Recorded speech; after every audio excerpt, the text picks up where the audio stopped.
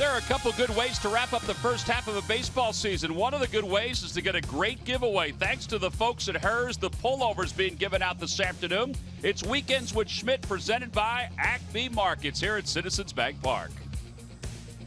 Hi, everybody. I'm Tom McCarthy. I'll be joined in just a little bit by Mike Schmidt, Ben Davis, and Greg Murphy. It is a gorgeous day for baseball here in South Philadelphia, and it has not been the prettiest of first halves for the Phillies, but there have been some bright spots during the 2017 season. Of late, Tommy Joseph and the way he has swung the bat has been outstanding. Aaron Altair made the adjustment in spring training and has carried it to a very good first half, and he's actually leading off today for the Phillies. And a couple of the young pitchers have started to evolve in the rotation, including Aaron Nola, who pitched 8 strong innings yesterday and is closing strong in the first half. Now, from a player standpoint, there'll be improvements in the second half of the season. But how about we take a look back at some of the top plays from the first half of this year?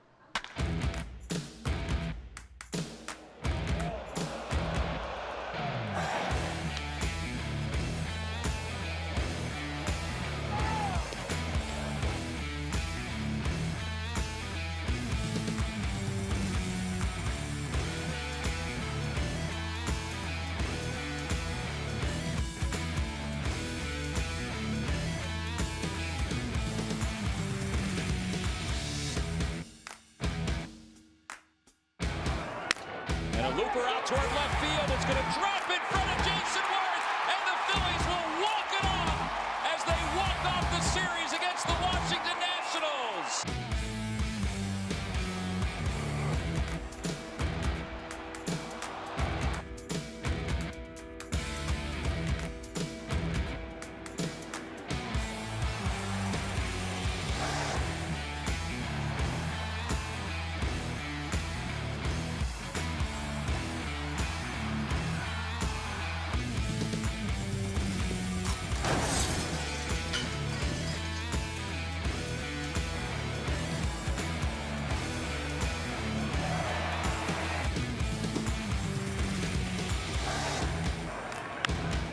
To right field.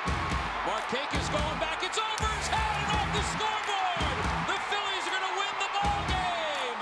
A two-run base hit by Franco the other way. And they win it by a final of 4-3, and I don't know if they'll chase him down. Small and bright, little bright, you look happy to meet me. Drive to straightaway center field. That's going to do it. Taylor makes the grab. Coming home is Odubel Herrera. And the Phillies have ended their 5-game losing streak on a sacrifice fly by Freddie Galvis.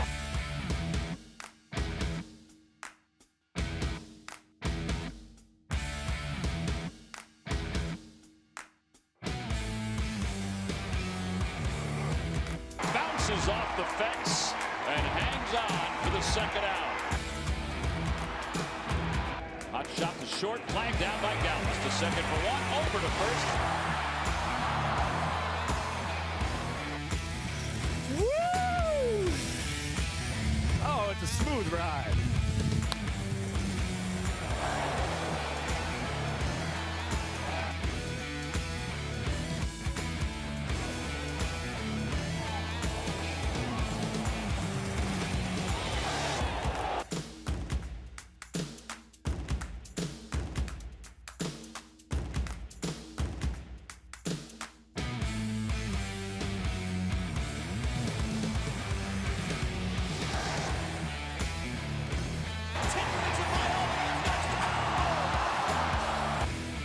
Tommy Joseph the batter, and Tommy lines one into right center field, a base hit.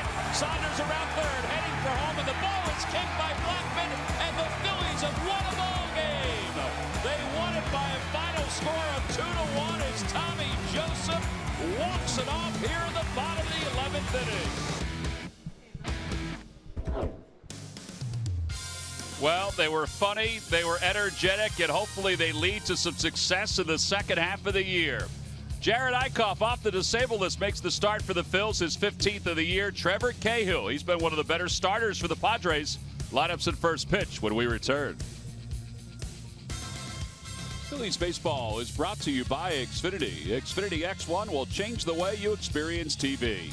By Toyota. Find your favorite model today. Toyota, let's go places.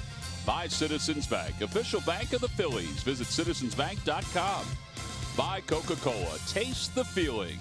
And by Independence Blue Cross. Live fearless. Learn more at ibx.com.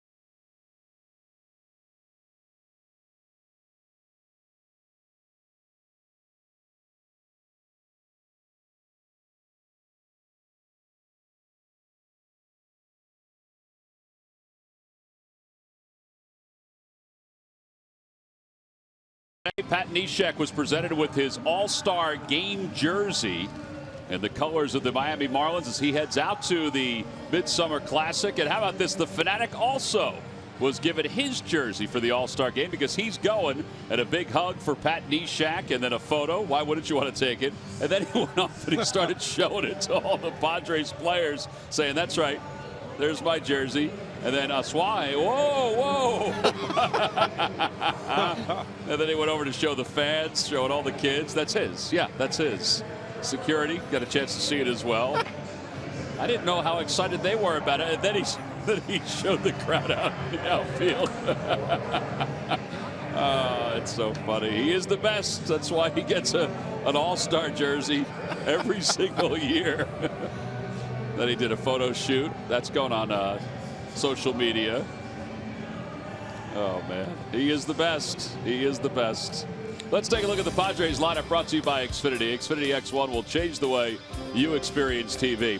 Well, there is one major change in the lineup today for the Padres, and that's that Matt Caesar is going to be in right field, and he will bat eighth. Caesar, of course, the Villanova products. Everybody else has been in the lineup the last couple of days. They've just moved them around a little. And they will face Jared Eichhoff, who's making his first major league start since June 17th. He is 0-7 on the year with a 4.93 ERA. And he is looking, Ben, at this start as a chance to regroup after starting 0-7. Yeah, hopefully he can get that first victory today. Very good numbers against the Padres. He'll sit about 91 with that fastball. Obviously has that big curveball. First pitch of the day is hit in the air, right center field. Aaron Altair, Odubel Herrera, and it's Herrera who makes the call on the catch. One pitch, one away. Aaron Altair is the Phillies' new leadoff hitter for today's ball game. One pitch, one away. Good thing for Jared Eichhoff. Meyer's an aggressive leadoff hitter. Swung at the first pitch yesterday as well. Just missed that one, though. Mike, it's awfully nice of these two teams wearing uniforms from your era for today's ball game in honor of the 83 National League pennant. I don't know how they keep up with the uniforms. I was asking Boa in the coach's room, geez, how many uniforms you got in your locker? And they take them away. Obviously, they don't leave them in there. I guess as soon as they're done with them, they clean them and take them away, take them somewhere to auction off, I guess. They're wearing 16 this year. 16 different uniforms. Wow. It's like the old Oakland A's and the Pittsburgh Pirates. Wow. That ball went up and in and off the elbow pad of Margot. And a base runner for the Padres. Hello, that one got away from him. Sure did. You heard the thud of that elbow guard. I tell you what, I give Margot credit for getting out of the way of that pitch in the correct way.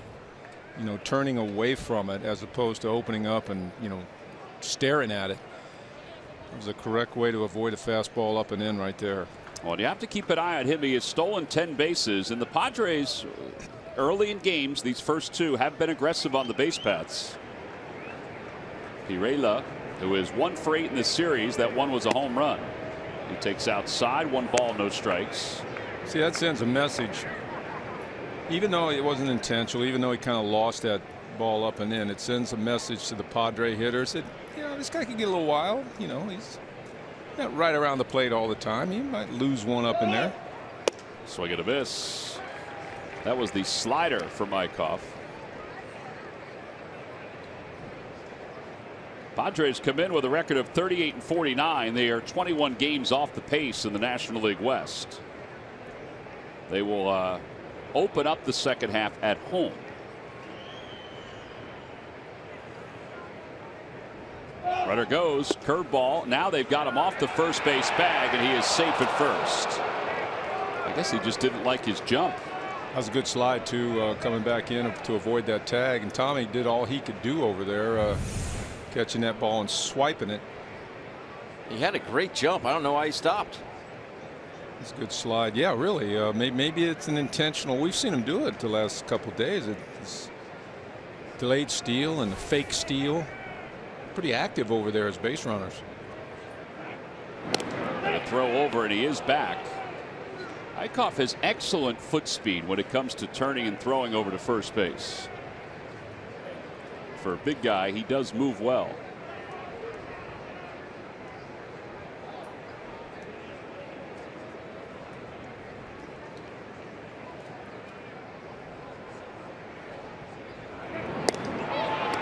Getting closer and closer over there.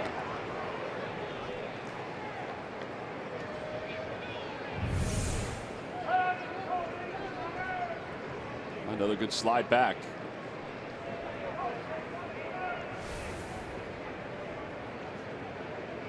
He has shortened his lead now. And a little dribbler up the third base line, and they're going to let it roll, and it rolls foul finally. Smart. Most balls hit like that, kind of, especially if they're on the grass, when they roll over the edge of the grass, obviously they take a left turn. We used to roll a ball down there in batting practice every time we went to a new field to see what kind of hump the ground crew had put on the white line over there. Sometimes the ground crews in other ballparks and here in Philly, they'll do what the team wants them to do with that. They want to keep the bunts or the ground balls down the line fair, or do they want them to roll to the foul territory?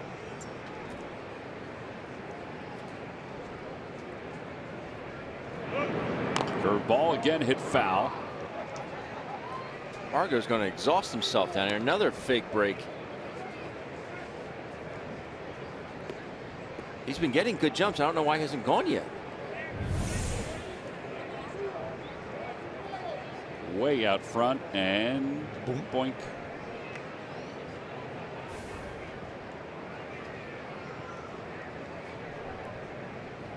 Pirela not wasting any energy on these hacks. You pointed that out yesterday, and it is true. We've watched it during this series. Another pickoff attempt. That's the fourth one for Mykoff over at first.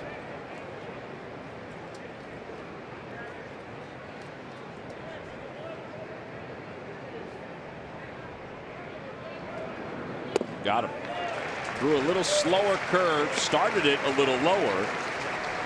And they're 2 outs. Time now for our Nissan keys to the game. Ben, we'll kick it off with you. Mine is Jared Eichhoff, first start back. Just take a deep breath and execute. Execute each pitch, have conviction on each pitch. Mine was, guys, just swing a little bit easier at the ball. You'll hit your pitch more often, but I regrouped on that. That's no longer my key. Oh, really? Yeah, my key is Cameron Rupp. I would love to see Cameron Rupp get off the schneid. My real key. Hey, line drive to Tony Bose. My real key is let's see Cameron Rupp have a big game today. Do him a lot of good. All right, so we've amended the Nissan keys to the game. One man left here at the top of the first. We'll go to the bottom of the first in Philly.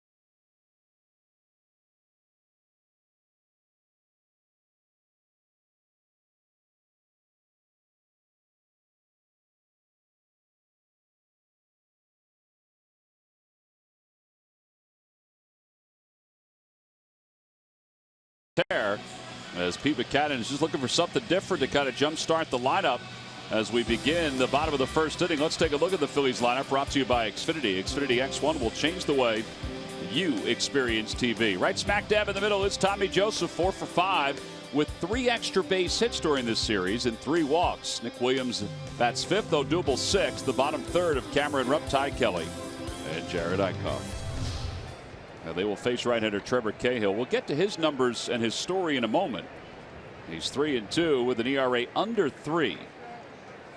He is not going to overpower you by any stretch.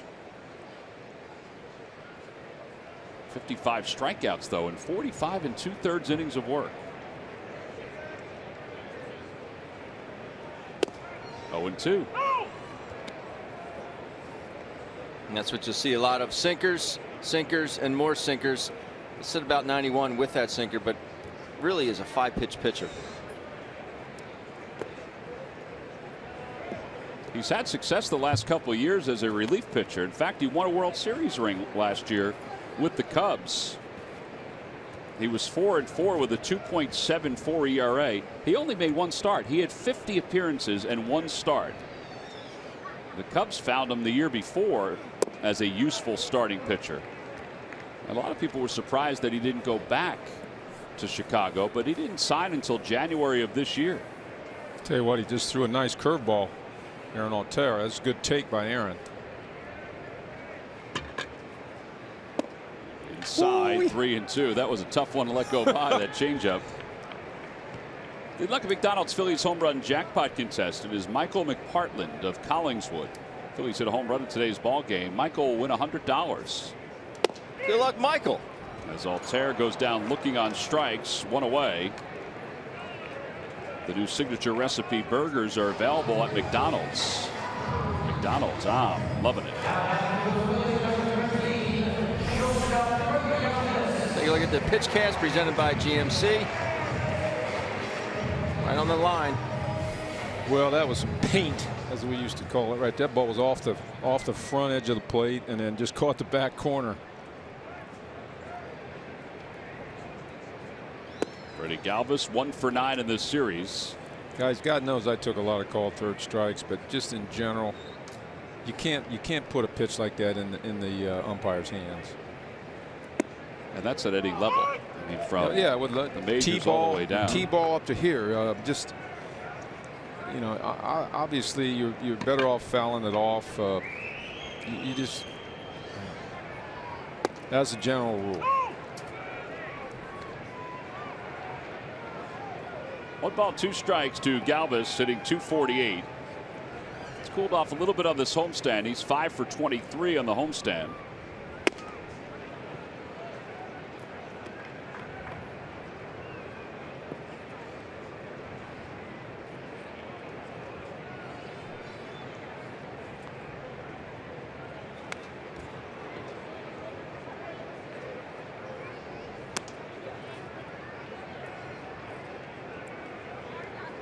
Cahill lifetime 72 and 78 with an ERA of just over 4.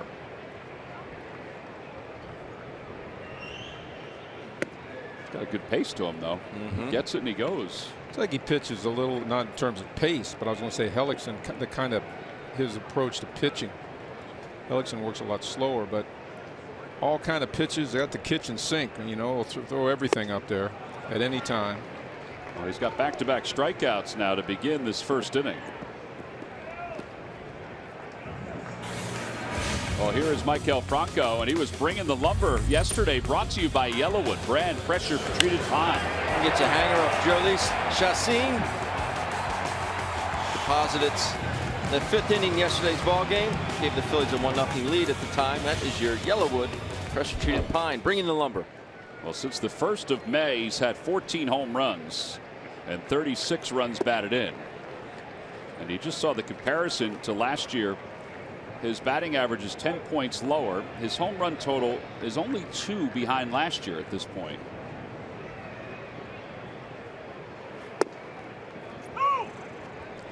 Man, he has got excellent command of that outside corner.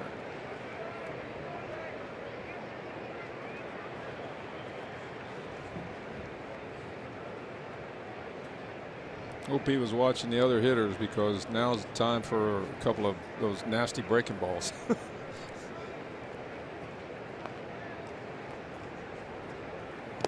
Now there's the 1. It was well out of the strike zone. 1-2.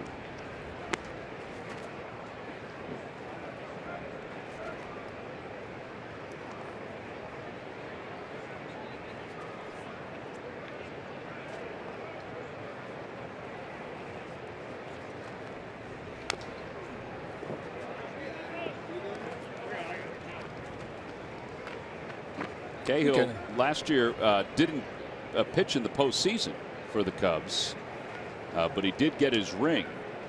In fact, he is one of 8 Cub players from last year that are no longer on the team that won the World Championship. I guess it's 9 now, considering Montero. I forgot about him. Good take right there. Well, it goes to show you the difference in today's baseball and many years ago. I'm telling what team you're going to be on next year. Yeah, Trevor Cahill and Matt Caesar, both with the Padres, were both part of last year's championship team, and Cahill has just struck out the side here in the 1st. So we played 1. We'll go to the 2nd. Padres and the Phils.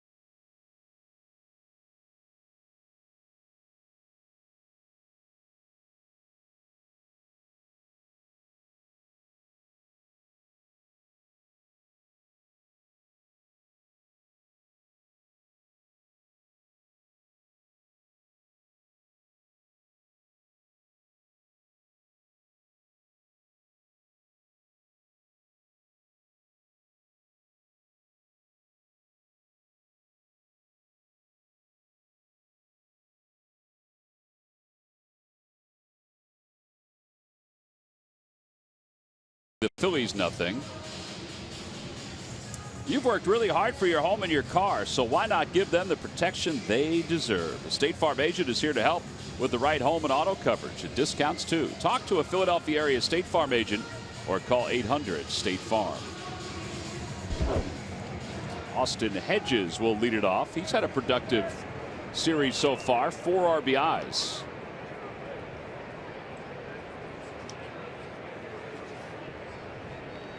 And the first pitch, a fastball, and it's 0-1.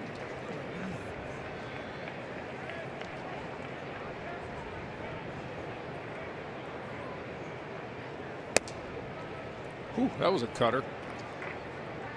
Yeah, they've been working on the grip of that slider slash cutter. Yeah, that ball broke 2 feet, 3 feet, it looked like. That was even a better pitch because it started in the strike zone. 1-2.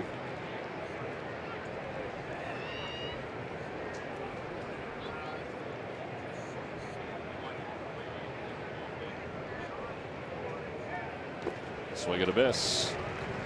So the nasty. Second strikeout for Jared Eichhoff.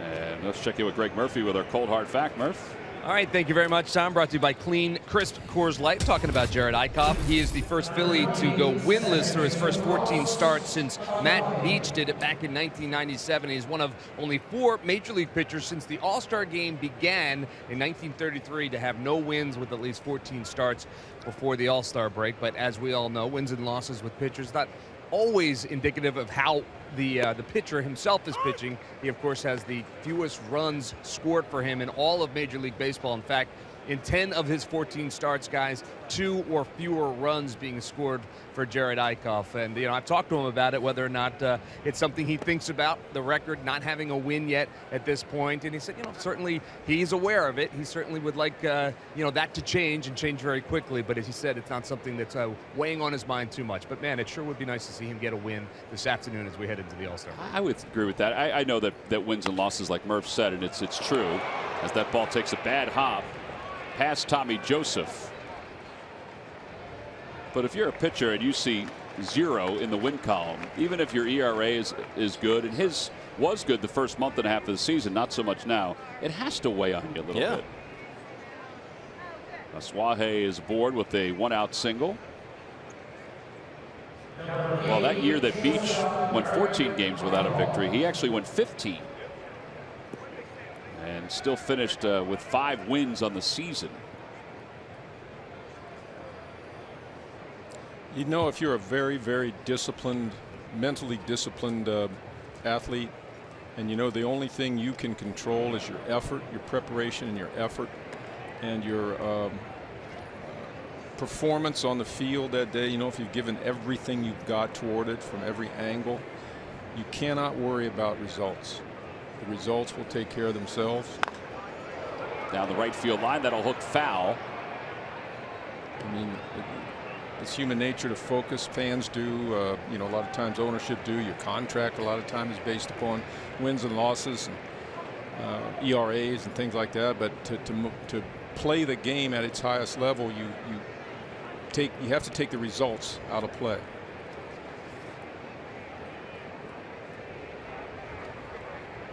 Ibar takes low, and it's 1 ball, 1 strike.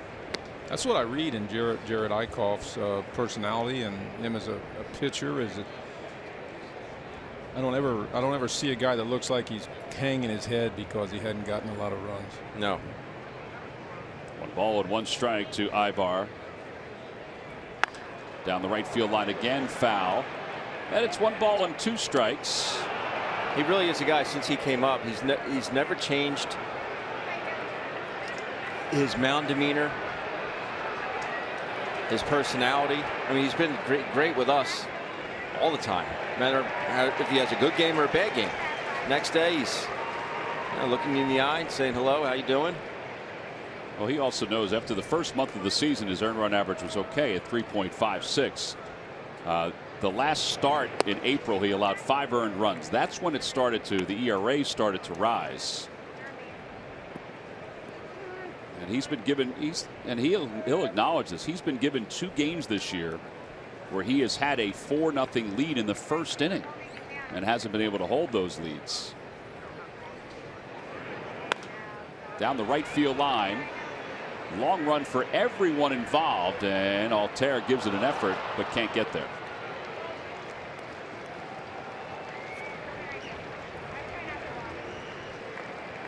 So it remains 2-2 to Ibar.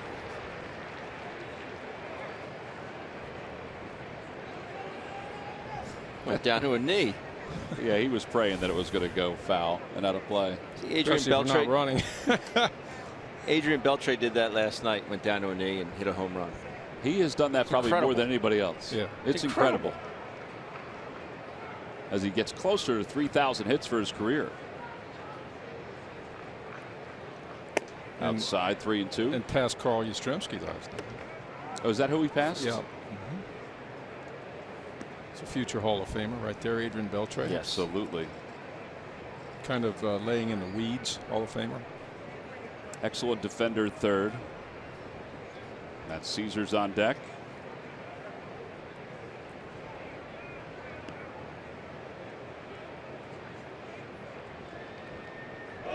Runner goes, pitches a ball. Ooh, that was a close pitch. Wow.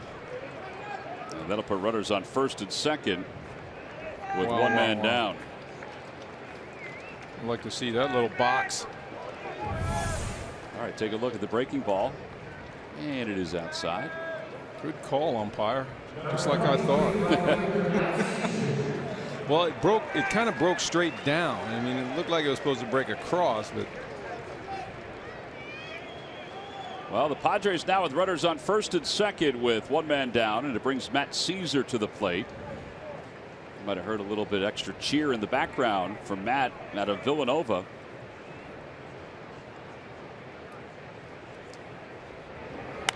And he swings at the first pitch and he pops it up. Rupp has no idea where it is. Now he finds it and he puts it away. Very good, Cameron. No panic set in right there. I think everybody else was panicking, though. It's hard not to, but you just have to find it, get to the spot. Fortunately, he didn't have to go very far for it.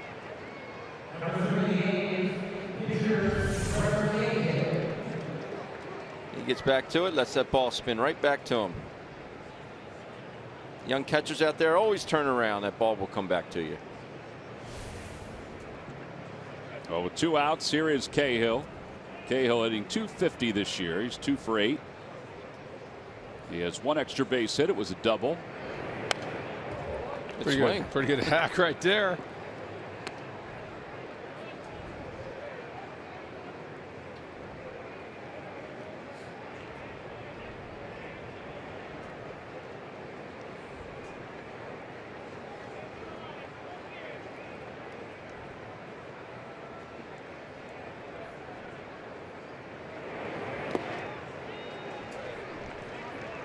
I think he was thinking fastball. I think he was hoping fastball.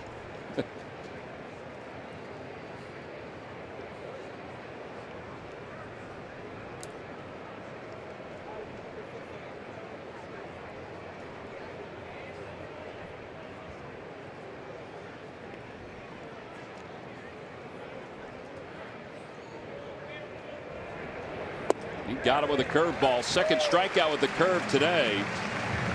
No runs, 1 hit, 2 men left. We'll move to the bottom of the second here at Philly.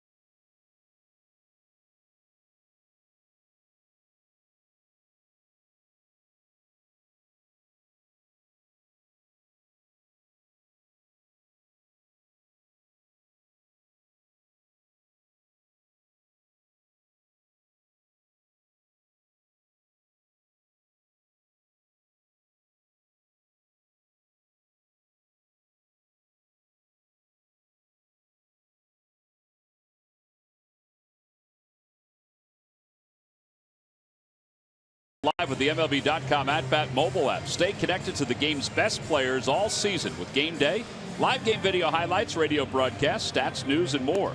Download MLB.com at-bat today, your #1 app for live baseball.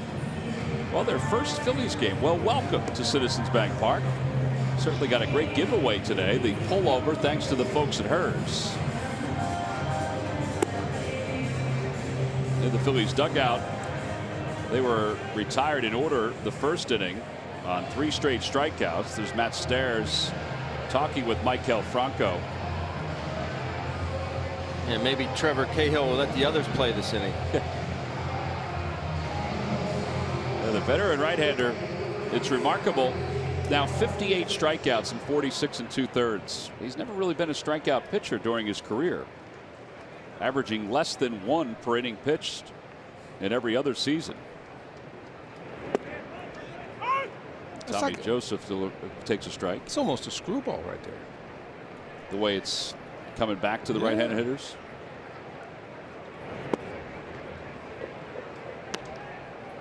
I don't know. He's got excellent movement today. Whatever he's got going.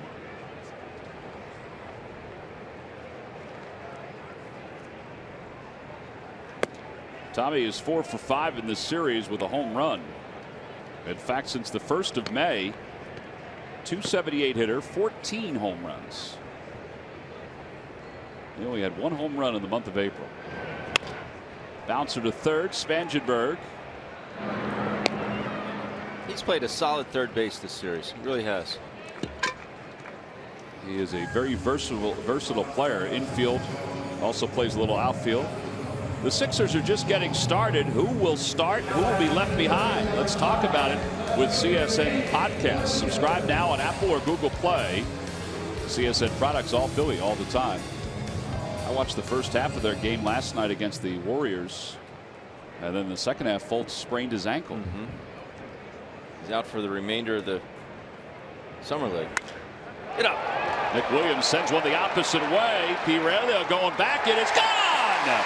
First major league home run for Nick Williams. Into the flower bed just to the right of the 334 sign. It's 1-0 Phillies on top.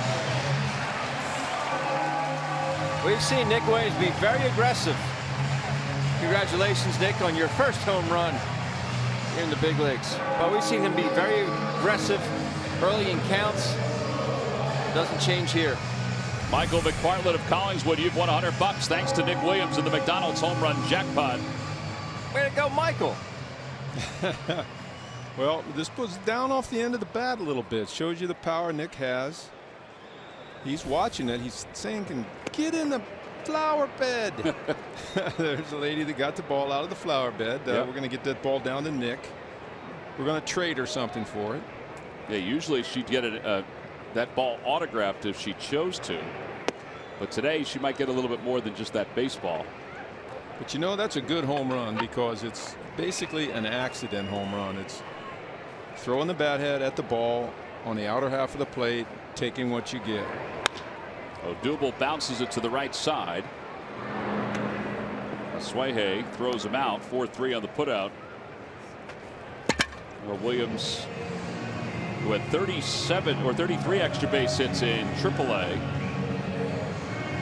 now with his 3rd and his first home run here in the big leagues. You have your first home run ball, Michael? Yep. Do you? You have 500? Or that go to the Hall of Fame? Yep. You have No, it? I have it. Do you?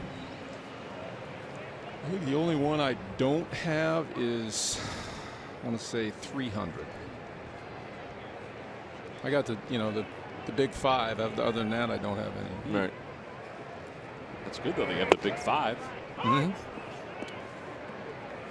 0-1 to Cameron Rupp. Tom, do you have your first Little League home run ball? I do actually. Hit it against Moose Johnson of the brick Yankees.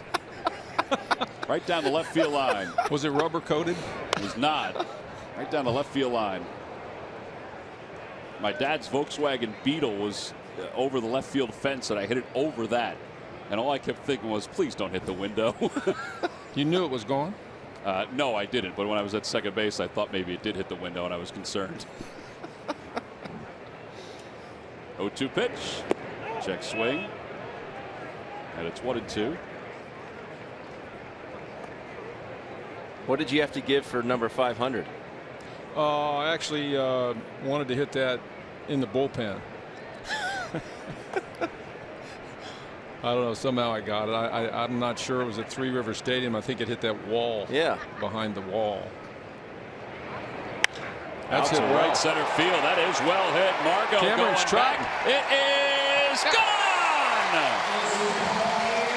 Mark Leiter couldn't hang on, but it didn't matter. Cameron Rupp with a monster solo home run, and the Phillies have taken a 2-0 lead here in the bottom of the second. Key to the game. Michael, you get half of that homer. That was a nice homer there. That was a 2-strike. Protect the swing. Protect the plate. See how far that ball will go when you just garden the dish? Oh, to be that strong. Just garden the dish. Man. Uses his legs. Gets that good extension. And Mark Leiter Jr. clanks it. In and out. Where's Luis Poor Garcia? Mark. I think he's better off leaving it go. Everyone in the bullpen, they all threw their hands up in the air like, how do you miss that? Where's Luis Garcia in his hat when you need it? Ty Kelly, the hitter.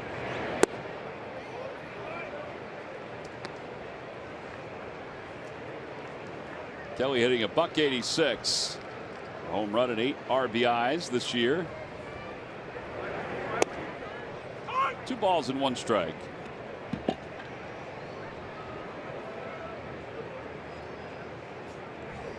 For Cameron Rupp, it's just his second home run since the 20th of May.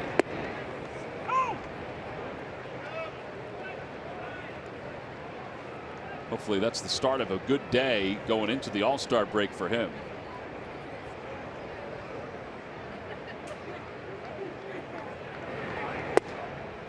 Whew. 3 balls and 2 strikes.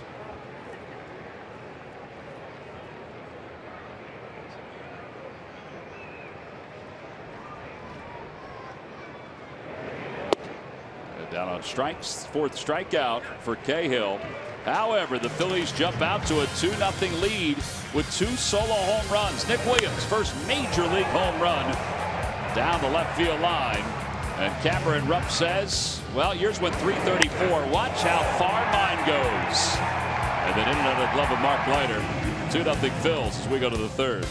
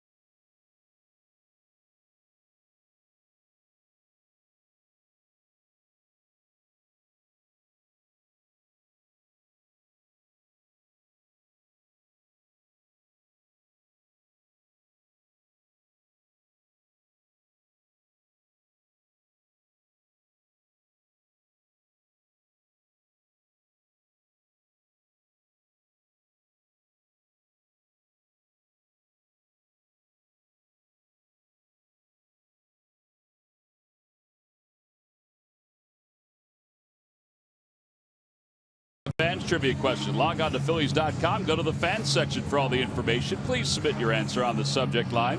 All right, guys. The question is, what Philly and Padres started for the National League in the 1976 All-Star Game in Philadelphia?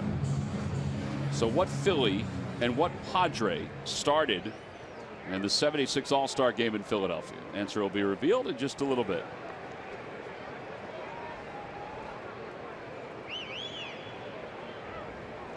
Well, Myers goes around the first offering from Jared Eichhoff. Myers popped out on the first pitch of the game.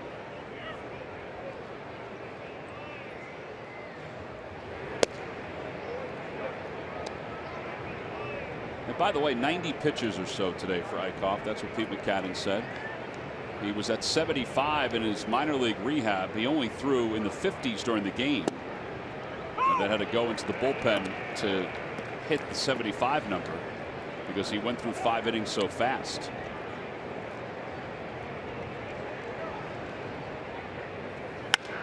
Back toward the middle, a base hit for Myers.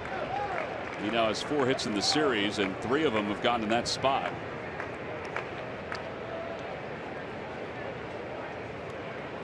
Got the 1-2 fastball and served it up the middle on the ground. It's a big hole up the middle for guys like him. Manuel Margot was hit by a pitch his first time up.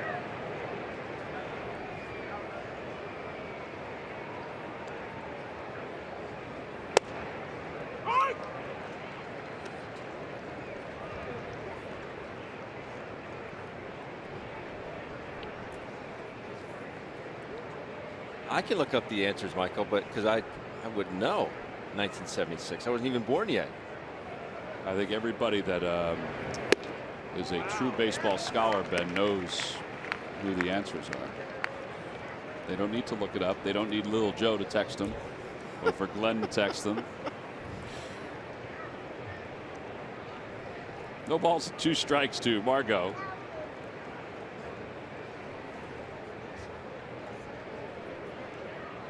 And Myers is back.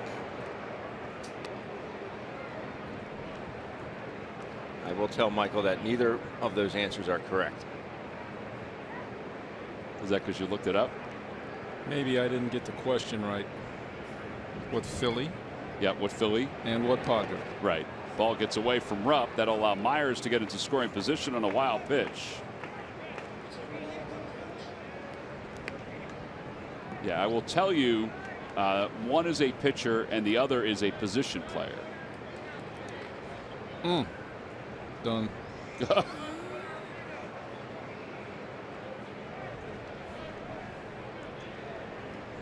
Well, you are done with the pitcher. I will give you that much.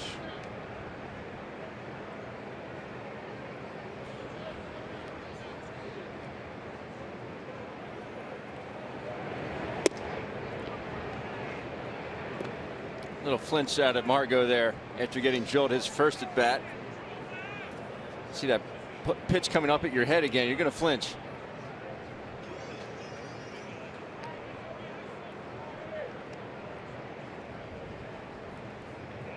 Two balls, 2 strikes.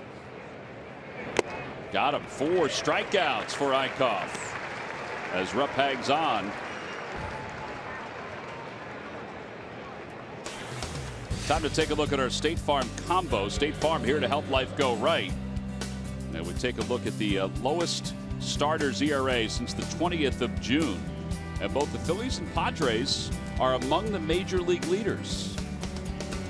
Phillies at 3.38. Certainly it was helped out yesterday by Aaron Nola's 8 innings and 2 runs. Starters are averaging over 6 innings per outing for the Phillies. And Pete said going into the break, he said, I feel like we've figured out the starting rotation. Now we're getting guys back like Eichhoff, and Velasquez will be back. Lively was sent down to make room for Eichhoff.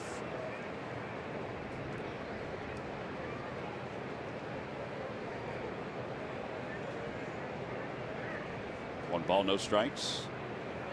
2-0. Said to Bob McClure, I said, boy, Aaron really pitched well yesterday. And he said, 1 bad pitch. And I thought he was going to say it was the triple by Asuaje. And he said it was the single by Hedges. And he said if that pitch was several inches lower, Hedges would not have been able to do what he did. But because it was up and he was able to just flick his wrist and it was in a suitable zone, he was able to get the hit. It was off the plate. Right. but he said if it was down at the knees, he said he wouldn't have been able to handle it. He also said how impressed he has been and really was yesterday with the changeup that Noel was throwing. Curveball had fouled 2-2. Well, there's a case of getting away with one. Yeah. It just goes to show you. I mean, the batter Perella read that pitch, read it. I mean, and he had to hit it 500 feet when he saw it like that, rather than just taking a nice swing at it and hitting a home run. That's why he got away with it. That's why Eichhoff got away with it. Hitter's been doing that for centuries, bro. They give you one like that, you want to make more out of it than you're supposed to. Swing and a miss. He went fishing after a curveball out of the zone. 5 strikeouts for Eichhoff, and there are 2 outs here in the 3rd.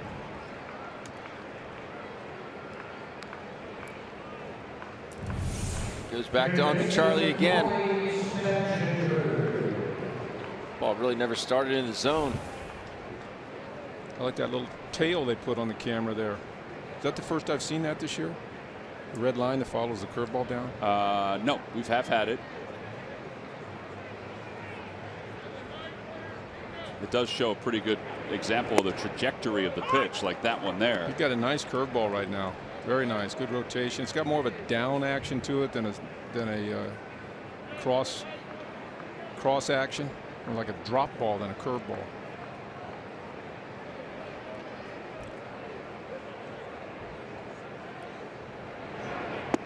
There it is again. What was Cameron doing there with the flicker of the right hand? I don't know, he gets some air on his fingers, just so I guess he gets some hand sweat. So he always does that to, I think, just dry off his fingers.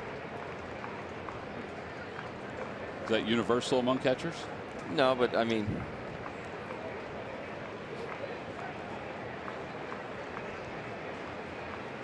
goes upstairs with a fastball. That was the textbook pitching job right there, was it not? 2 curveballs, and they asked for the pitch high.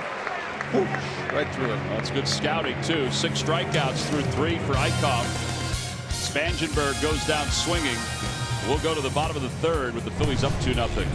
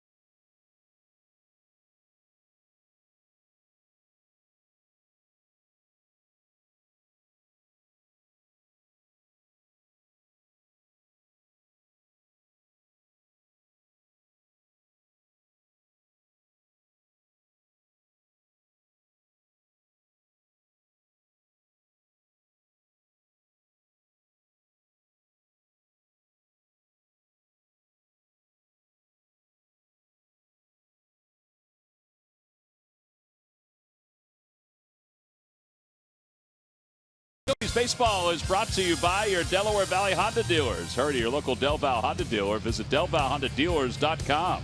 And by McDonald's, introducing the new signature crafted recipes at McDonald's. I'm loving it. Bottom of the 3rd, it's 2-0 Phillies on top. Ben, did you have a crab fries today? I did not, but they are delicious. I got to go with extra cheese, though. Take you about 5 minutes to eat that bucket? 2.5. There's Eichhoff, and he bounces the first pitch foul.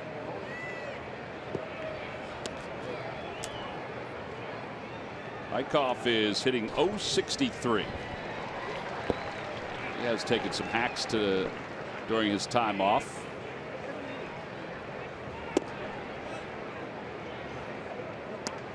One ball, one strike.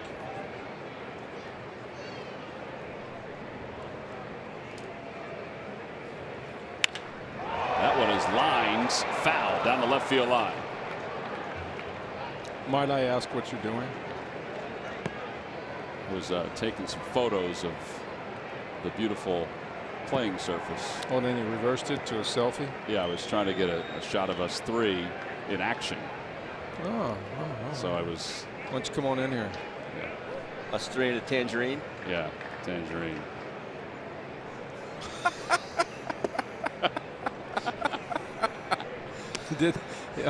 I touched him. That was the problem.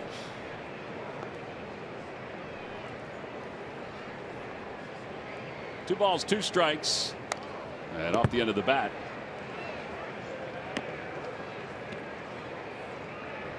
It'll be Eichhoff, then Aaron Altair, and Freddie Galvis against Trevor Cahill.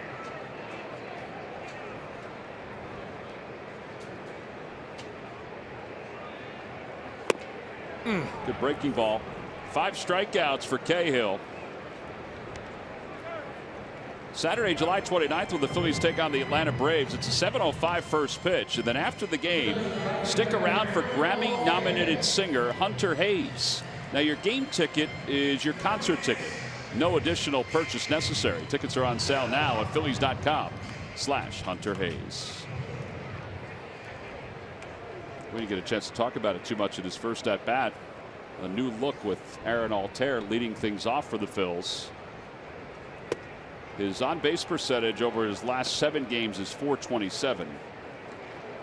And Pete just said that he's just trying to change things up a little bit. It's not a bad idea to put him in the leadoff spot based on, you know, the roster that he has, the roster of players that he has right now. And if Nava's not going to play, it is the first time this year he's batting leadoff. You know, there was a great leadoff hitter, was not a prototype leadoff hitter way back in the day. His name was Bobby Bonds. Bobby Bonds. San Francisco Giants. I'm just Barry's daddy, yep. I guess. He was 150 to 170 strikeout a year guy. Yeah, people say that he was similar to Henderson, but Henderson didn't strike out that much. No. He walked a lot. Yep. He kept an on the 400 on base percentage. Thank you. A little helicopter coming in there, right in the hiney. But he was like, you see, they've got to have it. Well, Henderson might have the record for most leadoff home runs. Henderson Barry does, was right correct. up there. Yep. Or Bobby was right up there. Hey, when they came into town, you go, man, that's weird. Bobby Bonds leadoff. And did it for a long time. It wasn't like it was an experiment, but did it for a long time. Still one of the greatest feats I've ever seen. And I got Ricky Henderson. I got to see him break the all-time walks record, runs scored record, and got his 3,000th hit all in the same year.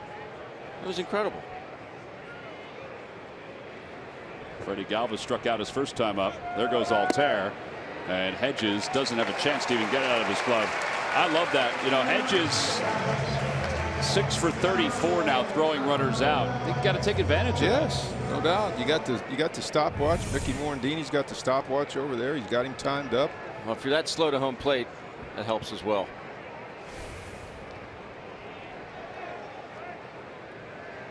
All right, so runner in scoring position. The Phils looking to add on top 2-0.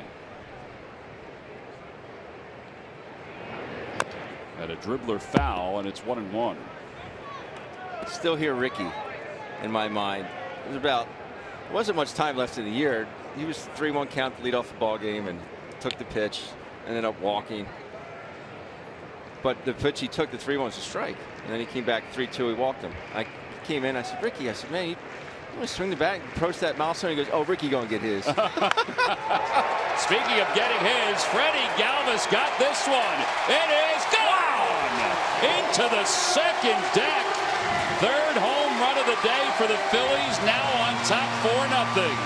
Quadrangular por la calle, yes. Freddie. Now that was an easy swing. Wait till we play that one back. That was like, I don't care. Boom. Totally relaxed. Boy, was that a handsy swing. Yeah, just soft. That is a handsy swing. Watch this thing right here. Whew. Hit against the front side. Leverage. Balance. We got to keep that one on file down there in the video room. Well, that's 9 home runs now for Galvis, and it's 4-0 Phillies. And Franco spins one over to Myers, who scoops it on one hop. 2 outs. I bet you I can count on one hand the number of times I swung at a curveball first pitch. Usually I was flinching, you know, and you got to take it. I mean, you're looking fastball, right? You start a ball behind your body. Break it to the outside corner. Now, what about slider? Is slider harder to hold up on? Or? Well, you know, I knew the pitchers. I saw them a lot, and I knew their tendencies more. But if I'm just up there, see the ball and hit it in that mode, I'm not swinging at anything but a fastball. Tommy Joseph grounded out his first time. And he gets a curveball, and it's 0-1. Do you feel you hit the slider or the curveball better? Slider. I didn't like to hit either one of them. I think I've said it before, but one of the sayings I like is there are no good breaking ball hitters in the Hall of Fame.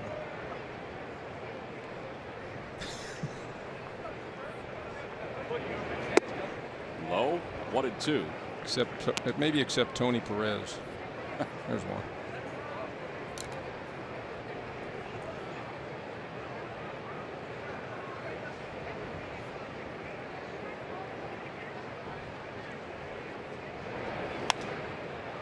Fly ball short right field. Here comes Matt Caesar. He'll put it away. Phillies, though, get 2 more runs with the long ball. A 2-run shot from Freddie Galvis. This one estimated to go 408 feet into the second deck. So we'll go to the 4th inning with the Phillies on top, 4-0.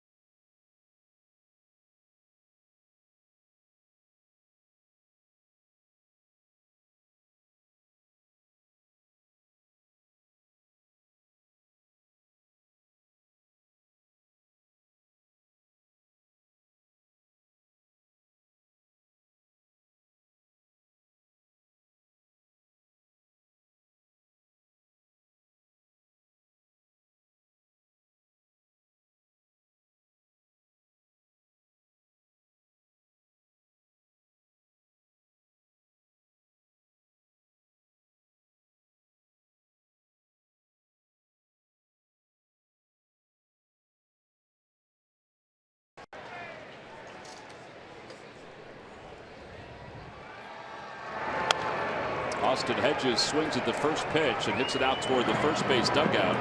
Tommy Joseph gives it a look, and it's back into the dugout. 0-1. Well, cricket, something to smile about, and what a day to be at the ballpark. Not only getting a great pullover but also getting a chance to soak in the sun. Watch the Phils take a 4-0 lead. I guess she's going to peek at the scoreboard. The Cubs are down 10-1, just so she knows. But that's a great smile. No balls, 1 strike to Hedges.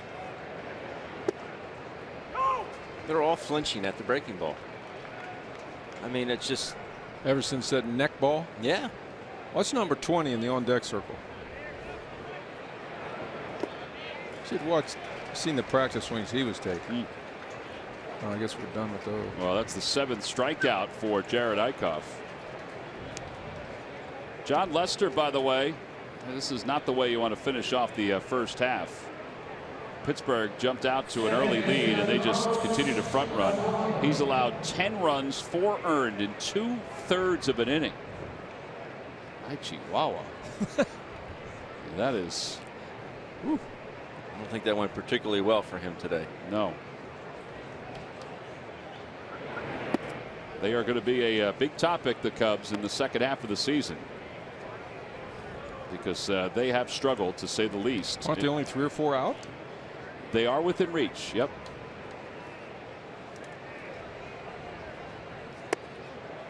Two balls and no strikes.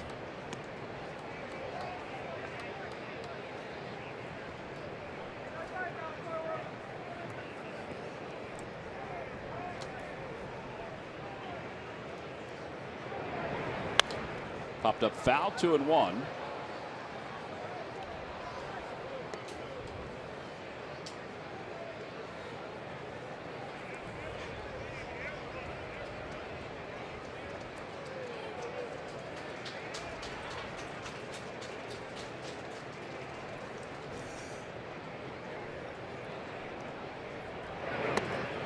We're over here laughing at each other's choices about that other player. Oh, I think you got to get this one. If I give you one hint, you guys are both going to get it. I could have given you the same hint for both guys, honestly. Bouncer to first base. Tommy Joseph gobbles it up. From a single room to an office overhaul, W.B. Mason and the Hahn Now program has you covered. Hahn Furniture provides beautiful options for every part of your office, and W.B. Mason provides it all at amazingly low prices. All in service means you don't have to lift a finger. Who but W.B. Mason? Our question was, what Padre and what Philly started the 1976 All-Star game? Ben has already looked it up or has received his information from Little Joe or from Glenn. Mike is still trying to figure it out. Mike has one of the answers. I'm still grinding on that baby. Yes, you are. He's using social media over Yep. there. I just use the internet, which I typically don't do, but since I wasn't even born yet, I figured it was okay to. Not okay, Ben. You will not even get the home version of the Jeep Stump the Fans trivia quiz. I'm trying to picture that starting lineup as Ibar singles through the hole. Trying to picture that 76 starting lineup. That was right here at the vet, Yep. correct? Very patriotic. I know you were 5 Phillies there, but I thought we were all introduced as extra players. Huh. Are you saying one of those Phillies started the game? Yeah. Yep. And both are in the same business now as retired players. Really? I told you I could use You never give me hits. Well, that's because you always answer it on the first thing, because Lil Joe and Glenn give you the answer. Michael did get the right answer. Swing and a miss, and it's 0-2. Should have gotten that easily. 0-2 to Matt Caesar. Who thinks these questions up? John DeSangro, our associate producer. Yeah, the dirt 1-2. Now, would Carl be able to answer every one of these like bing, bing, bing? I think Carl would use the same tack that Ben would use. Either calling Lil Joe or Glenn, or using social media. It's just not true. 1 ball and 2 strikes. Lies and propaganda. Runner goes. Pitch is swung on and missed. And Eichhoff picks up another strikeout. 8 strikeouts through 4 innings for Eichhoff. It is returned from the disabled list. No runs, 1 hit, and 1 man left. We will go to the bottom of the 4th inning. The Phillies lead it 4-0.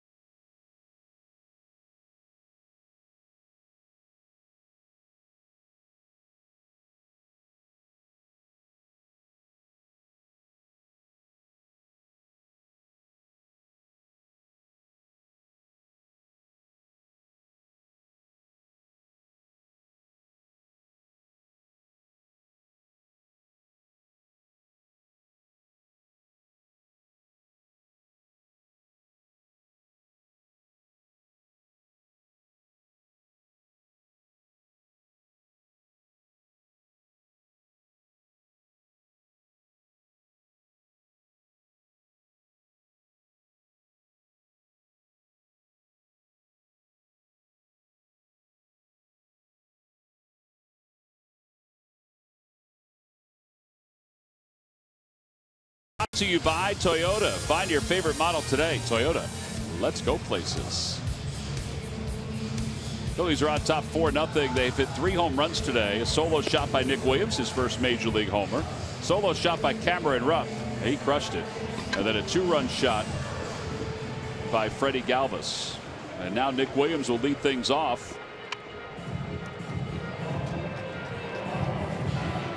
It'll be Williams, Herrera, and Cameron Rupp. Well, Murph, I know you talked to him before the ball game. He's going to have another piece to that story that he can tell you after his home run today. Yeah, certainly good to see Nick Williams. This is game or day 10 for him in the big leagues, so very short sample size. But he's swung the bat well since being up here, and he's done some good things. Very good to see him get that first home run out of the way. I was talking to him about, I said, hey, what's been the biggest difference for you, the biggest adjustment since arriving in the big leagues? And he said, well, first and foremost, just playing in these big league parks. He made his debut at Citi Field and then came back here and playing here at Citizens Bank Park. He said, just trying to calm your nerves every day and get out there and know that it's just the same game. And he said, and from a very baseball standpoint, he said the velocity here in the major leagues, he said, guys throw hard down in AAA and AA. He said, but it just feels a little bit different up here, and it's been a little bit of an adjustment for him as he tries to manage his way through major league fastballs. And we've seen him get overmatched a couple of times since being up here. We've also have seen him do some good things, which has been good to see. So maybe it's the secondary pitches that make that fastball seem that much better here in the big leagues, because maybe the secondary pitches are better here in the big leagues that Williams is attributing that to. He lines it into center field, so that's his second hit of the day. Here's the home run that he hit in the second inning, the opposite field shot. That sinker away. Ball looks like it's off the plate, but a good plane to it. Nick's more what I call a core hitter. He doesn't chase the ball with his hands. He just turns that core through the ball. A slight uppercut. Sometimes you can get away with that. That home run was great, but I really like that 1-2 swing he just took. Yeah, went out Short, to get that low pitch. Really nice. A home run, getting that out of the way, it makes you, it kind of relaxes you, especially if you do it in your first at bat of a game. I like to do that. Usually fill that column up by around June. I played. Makes everything else easier, doesn't it, Ben? Way easier. Odubel Herrera grounded out his first time up, so he's 0 for 1.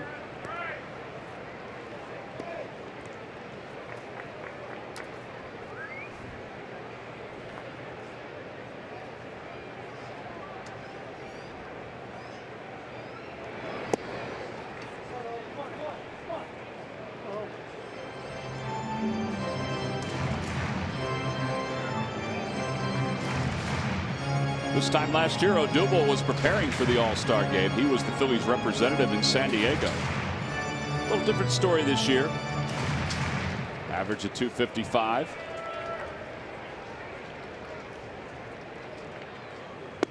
Out in front of an off-speed pitch. It's 0-2.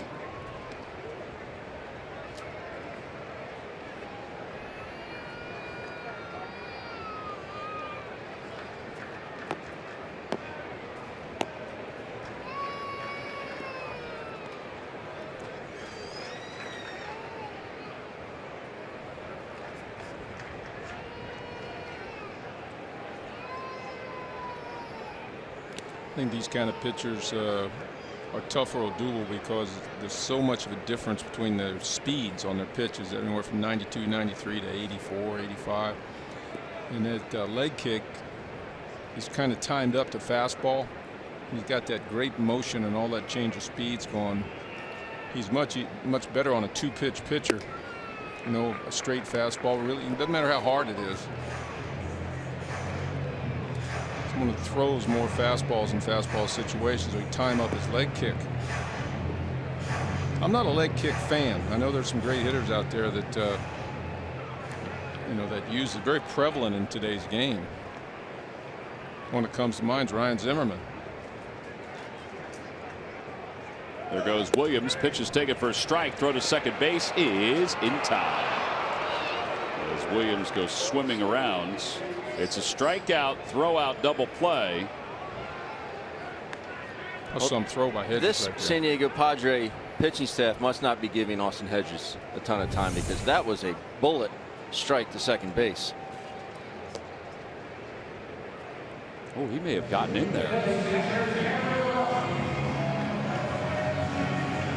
It is a really good throw, but I wonder if Williams did get in. But why does Ibar catch the ball in front of the bag? That used to drive me nuts. To a point where I'd yell at my middle infielders, "Hey, let the ball get there." We talk about it in spring training with our people. Freddie tends to take it up front. Now, second baseman. Line drive by Cameron Rupp, a base hit it to right field. Second basemen tend to run over and straddle the bag, but shortstop for some reason want to get on this side because they're kind of look at Cameron. Get those hands inside the ball, shoot that line drive. Good job, Cameron. Shortstops kind of feel like they're on a collision course with the runner when they're running toward second base. I don't know why they want to kind of. It's like they're driving their car, you know. They want to go keep to the right, and you go to the left, I'll go to the right. Always been that way. I do not know why. Would have been a much easier tag and a less close play had he straddled the bag. Absolutely. And that ball was going to. He threw that ball through Ibar. He didn't throw it to him. That ball's going to carry. You're going to make up way more time in the air than him catching it and bringing his glove back. 0-2 to Ty Kelly.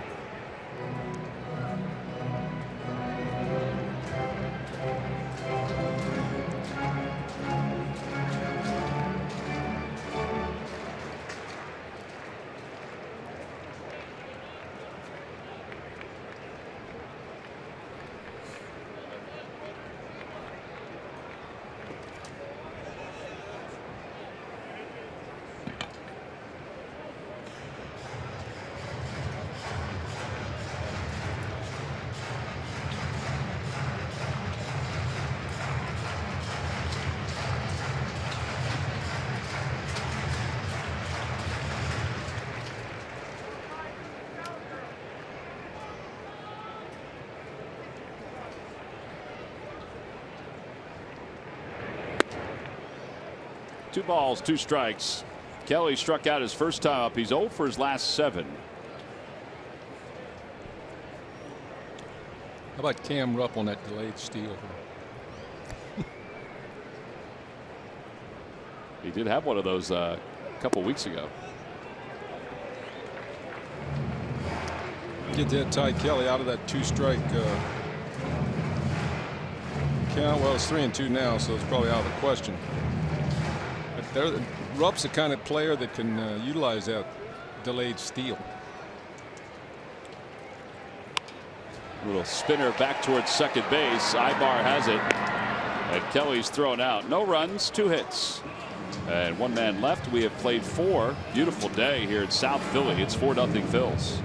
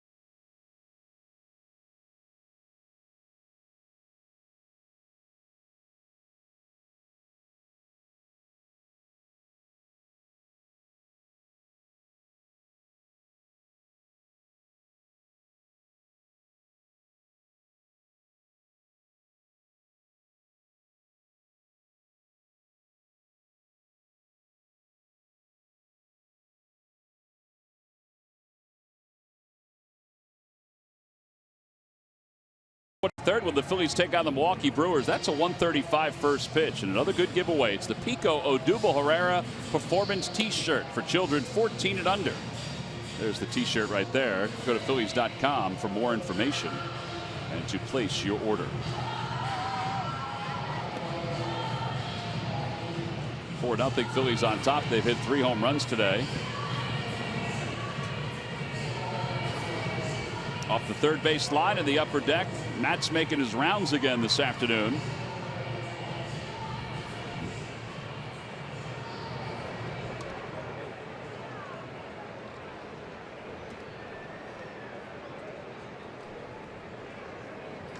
And Trevor Cahill will lead things off.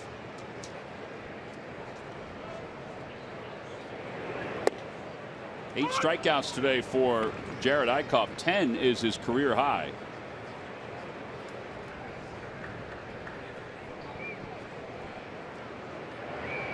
Line drive, base hit to center field.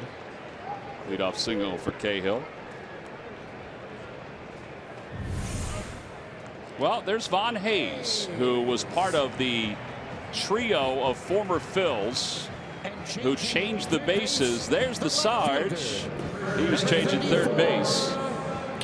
And over at first base was Larry Christensen.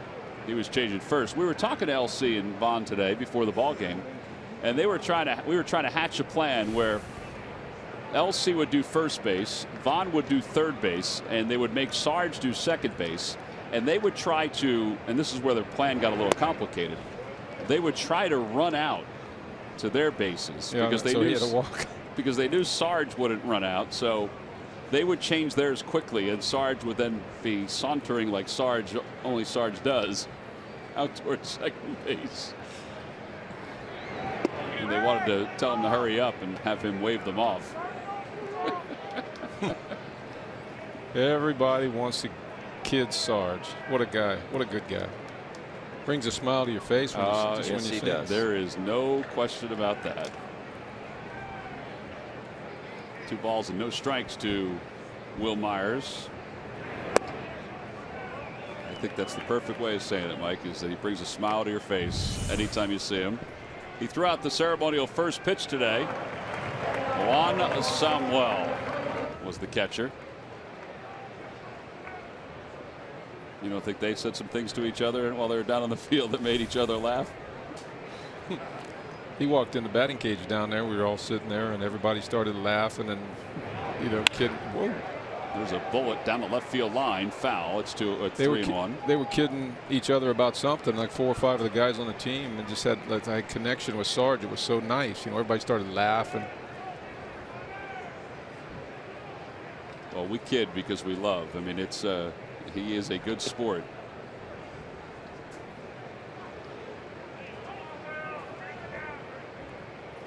Cahill takes his lead off first. He keeps it so simple, Sarge does. He always did as a player. I'm over there grinding on. Center field, Odubel Herrera going back on it. He's under it. And that ball carried. Yeah, that's pretty well hit. And was Odubel taking that out of his glove? Yes. Myers is staying at first base. Now forced out. And they throw to second, and he's out at second base. Oh, hold on. Mike Witters pointed to second and said he was out. But Myers is now leaving the field. So he must have pointed to center. So what you have to do is you have to catch it, and they use common sense. He had it. And then you have to make a clean exchange, and that wasn't necessarily a clean exchange. But you have to use common sense now if you're the umpire. That's the way the rule reads. Really nothing you can do about it. I mean, the runner on first has to go by the umpire's signal. Correct. Yeah, so either way they would have had an out. They would have forced him at second. All right, continue about the story. Yeah, back to Sarge. You grinding. Yeah, I'm over there. I'm over there grinding on the mechanics of hitting for the game and everything. And Sarge, basically, his attitude was, I'm gonna get my 2. Yeah. Base hit for Margot. I'm gonna get 2. And his hitting theory was simple. Get the head out. You gotta get the head out.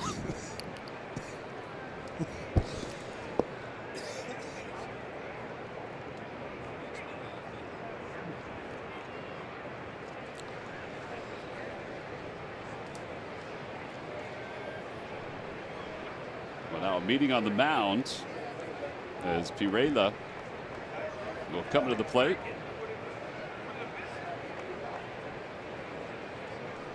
Eichhoff at 69 pitches. We mentioned he'd be around 90 today, between 90 and 95. Phillies do have bullpen action up.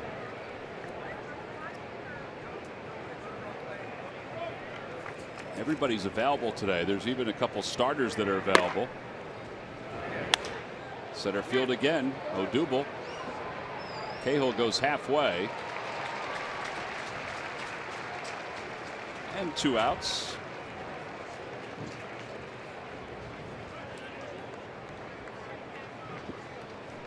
And here is Spangenberg, who has lined out and struck out today.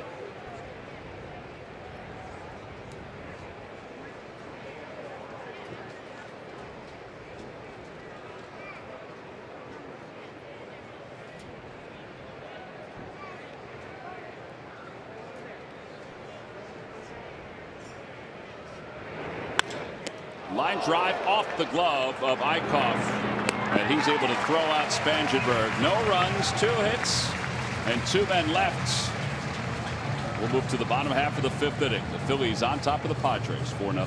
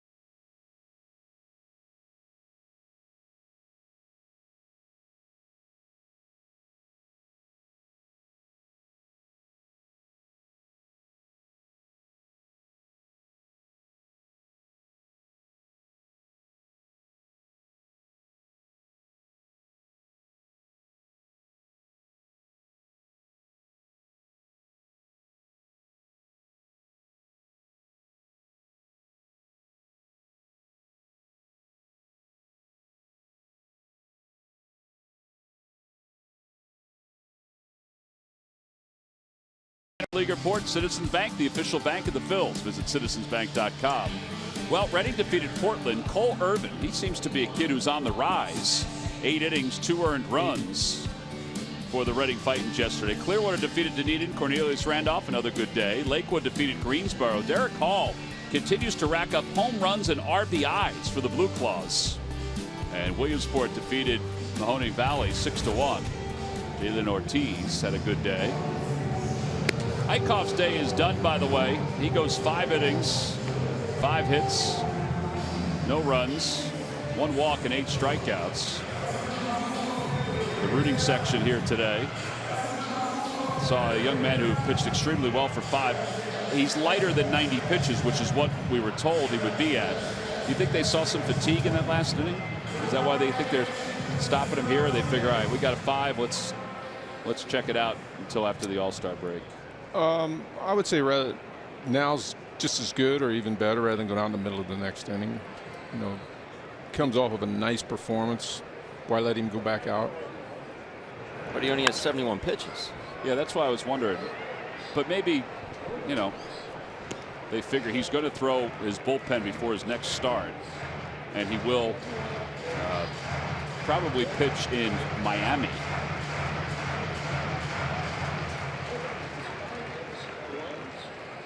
And there have been base runners as Stassi fouls it. It's 0-2.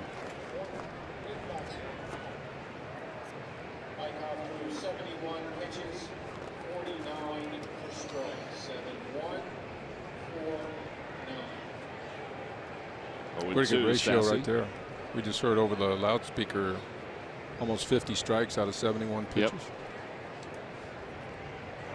Yeah, I thought that's what stood out today. His command was excellent. I mean, his curveball was very good, but his command, slider was good.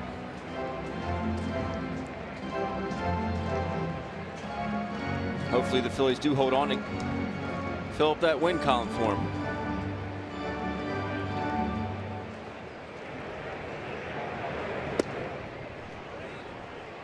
Stassi takes upstairs. 2-2.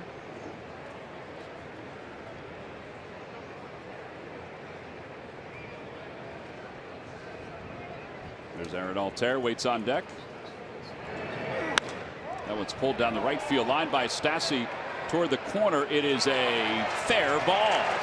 And Stassi's on his way to second. He'll get there easily. And Rock has a double. His 3rd of the year. That is what you call hitting through a baseball. You hit through a pitch, you don't hook it. I was watching Brock the whole time because we were getting blocked out to see where that ball was going to land. But watch the extension he gets. He gets to contact and hits through it. That is a flat bat. Padres may review this one. In fact, it looks like they're going to. That's a foul ball. Oh, it sure is. And they can review this. Anything to the outfield in the air is reviewable. Marty Foster's the first base umpire. Brock's thinking, no way. I got robbed the other night when I pinch hit. I got another time I'm going to get. You're right, Ben. He did kind of extend and squat his front knee down a little bit because he was watching the ball. You know, he wasn't just swinging real hard. He says, I got to hit this ball. I got 2 strikes. Yeah, it looks like they're going to overturn this. He's going to come back. Now they're just reviewing what the count should be. That's where the ball landed. Right there as it comes down. Bam, foul. So Stassi's going to come back up to the plate. And Mike Winters was going over the count. And it looks like it's 2 balls, 2 strikes.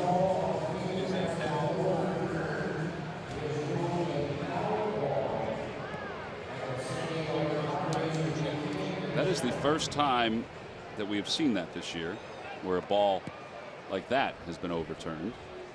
But it is the right call. 47 seconds.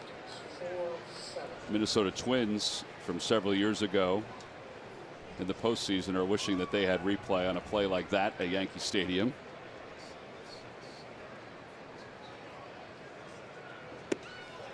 And now Stassi strikes out. How about going from a double to a strikeout? Yeah, that's a kick in the gut. 7 strikeouts for Cahill.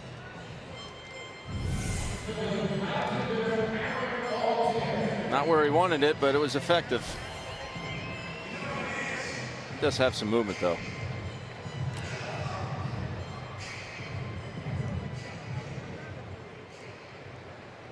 Altair is 0 for 1. Hit by a pitch and scored a run. And he lines it to left center field. And that'll be past Here we go. Margot. Here we go. Misjudged it. And Altair will stop at second base with his 18th double of the year. Not a very efficient route there by Margot. Ooh.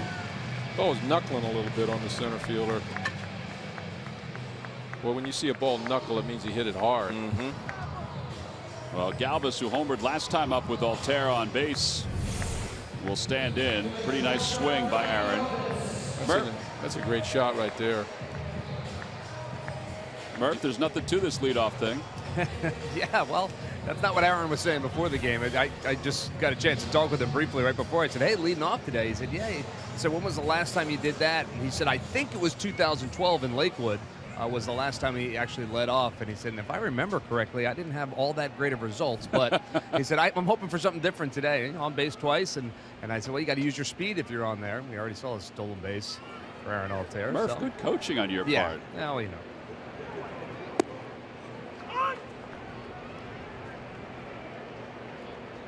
As Murph said yesterday, Cesar will probably be back soon, fingers crossed, after the All-Star break. So he won't have to be the leadoff hitter for that long. 1 ball, 1 strike to Galvis.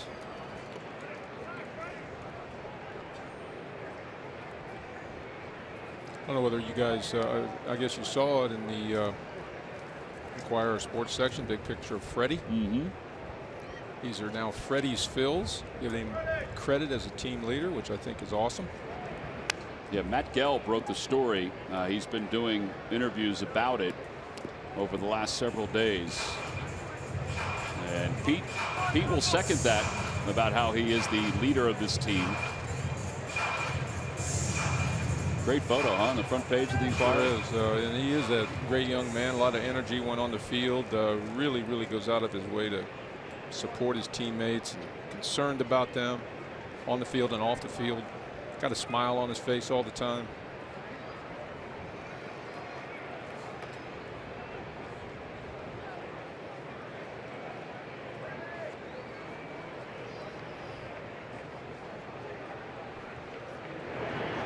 Swing and a miss. He goes away from Hedges, who finishes off the strikeout, the 8th of the day. Monday, July 28th, when the Phillies take on the Houston Astros. How about this? Celebrate the music and legendary career of Billy Joel at Citizens Bank Park. Fans who purchase tickets through the theme night page receive a limited edition Billy Joel at Citizens Bank Park bobblehead. Visit Phillies.com/theme nights for more information. Billy Joel theme night. Well, they'll give anybody a bobblehead. No, do you feel bad that they're giving Billy Joel out and the Fanatic out the day after they give yours out? That is kind of cool, though. If you are a Billy Joel fan, that's a collector's item. And we know there are a lot of those because he sells a lot of tickets here in Philadelphia, whether it be at the Spectrum, at Wells Fargo, or here at Citizens Bank Park. And he will be performing here later on this here in 2017.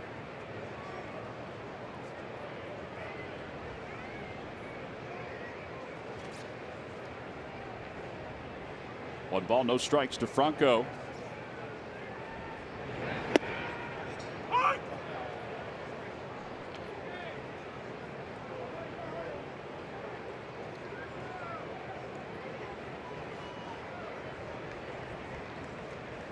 Is there as much disagreement between batters and umpires as there used to be? You know, I mean, we go, that ball's inside. Do they still do that? Yes. I would say there's every bit as much. But they have a hair trigger now, you know, umpires, right? Well, they don't get to throw a lot of guys out anymore because of replay. That's the only way they can throw them out, is if somebody argues balls and strikes. I wonder if it is more. Is it more subtle, you think, now than when you played, Mike? When you played, Ben, or do you think it's the same? I think guys accepted striking out pitches that they believe are balls that were called third strikes and just general pitch. I think they accepted a lot more. And there were times you had to go out and rip a player away from an umpire. You know, back when I played, if a glaring call third strike. And a lot of times you go back in the locker room, you go back in the video room and you look at it, and usually it is a strike, unfortunately. And what are you going to do about it if it wasn't?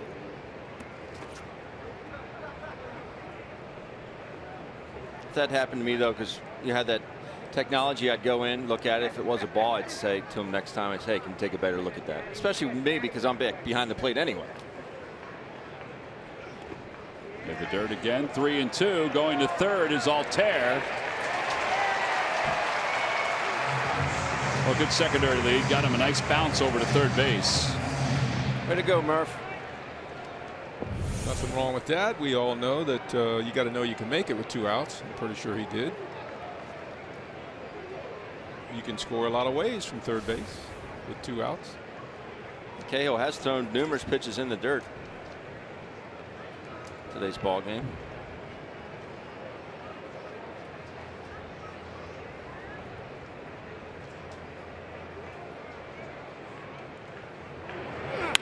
Liner out to left field.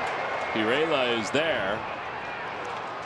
And the Phils leave one over at third base. No runs, 1 hit, and 1 man left. On to the 6th inning. Phillies 4, Padres nothing.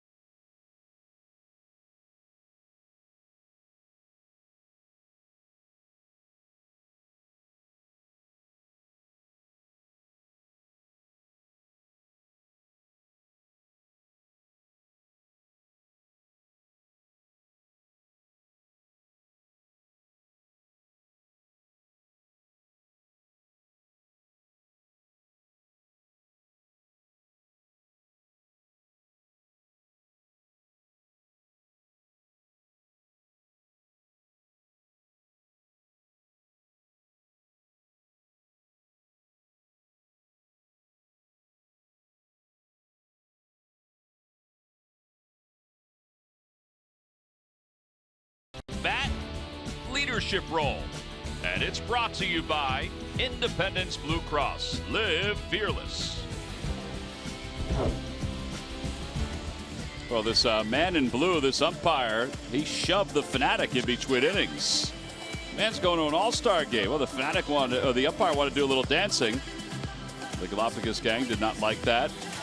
And then seconds later, Iggy came over and the umpire was gone. There's Trevor Cahill, who has gone 5 innings today. He's allowed 4 runs. Austin Hedges will lead things off against Luis Garcia, the new pitcher for the Phils. 0-1. Garcia looked like he slipped coming off the mounds.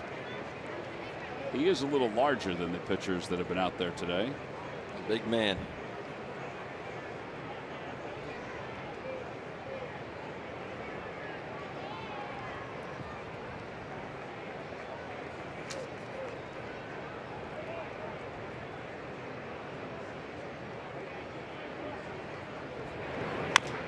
Up the third base line. Charging is Franco. Fair ball. Has it. Throws on the run in time.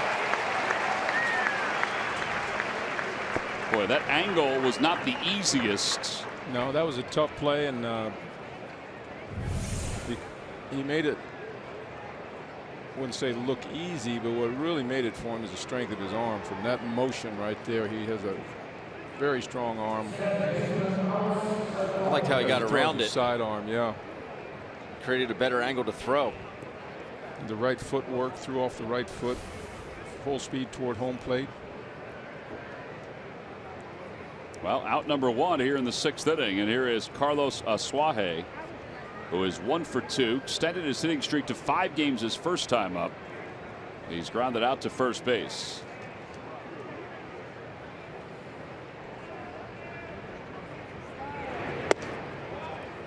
Takes a strike, 0-1.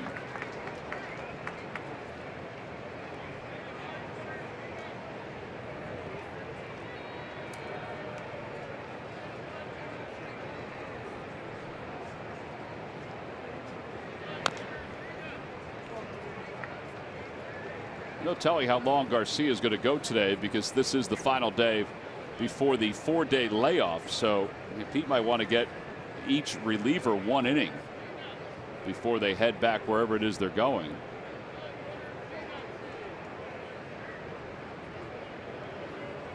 Oh, 2 pitch coming. That bounced at least 3 feet in front of the plate, maybe even more. What a play by Cameron. Because you have to block it in case he does, for some reason, swing at that short pitch. Always have to be on your toes with 2 strikes. He centered that ball and kept it right in front.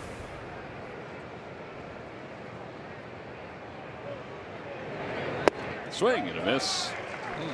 9 strikeouts today for Phillies pitching. Before the first swing, make your picks for the T-Mobile Home Run Derby Bracket Challenge. With a little luck, you and 3 friends may be going to the 2017 World Series thanks to T-Mobile. Make your picks at MLB.com/bracket challenge. Craig Stammen warming up. Excuse me, but the guy that they showed during that piece right there would be a strong candidate to win that, right? I would think so. Would you have ever done that if they had that back when you were in an All-Star game? Home run derbies? Franco makes that grab. I know you would have been asked. You know, probably. Succinct. That's what we like. Just like Garcia in this inning.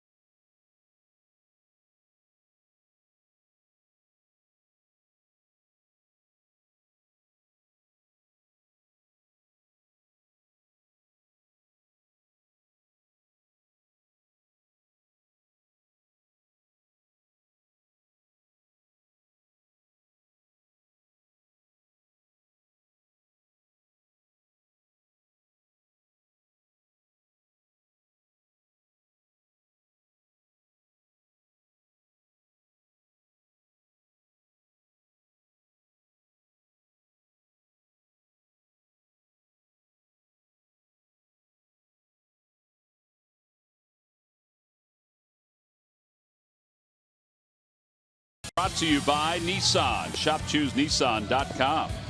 By WB Mason. Who bought WB Mason for fast, free delivery? Nobody does it better. And by your local Ford store. Check out every new Ford car, truck, and SUV crossover at BuyFordNow.com today. That'll take a little work to get through. That's the kind of work we like. By the way, the All-Star game is on Tuesday. Today, in about 45 minutes or so, will be the Futures game down in Miami. Rhys Hoskins will start and play first base for the United States. Hoskins with a 289 batting average as Craig Stammen takes over for the Padres. 20 home runs, 66 runs batted in, first in RBIs in the International League and in runs scored. I guess she needed a little help. And Scott Kingery is also on the roster. He's not in the starting lineup, but we'll no doubt see time.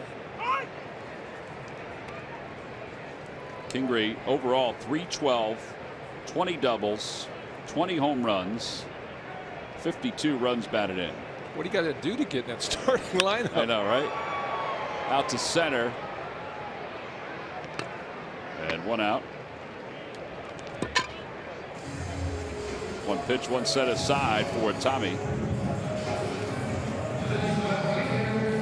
Kingery has 22 home runs overall. His 20 home runs were down in Reading. Nishak warming up in the bullpen. His last appearance before he heads to the All-Star game.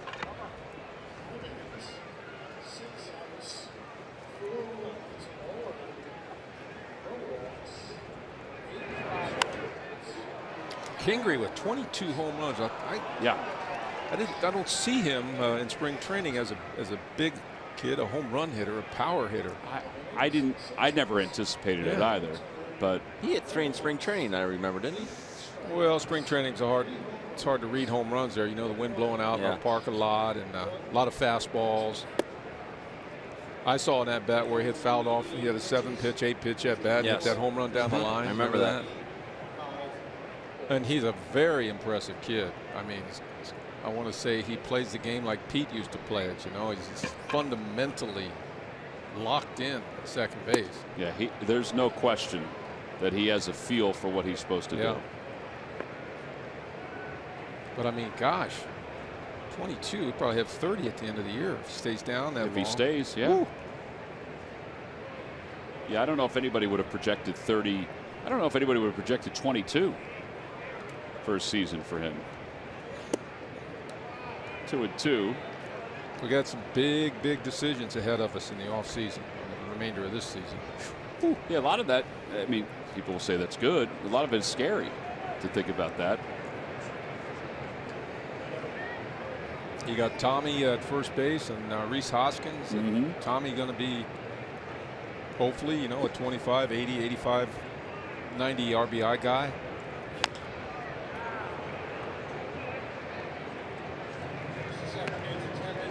Pete's made the statement, I think, that the two of them can't be on the same team, right? Well, as a first baseman, no. I think that's there's no question about that. It's hard to split time.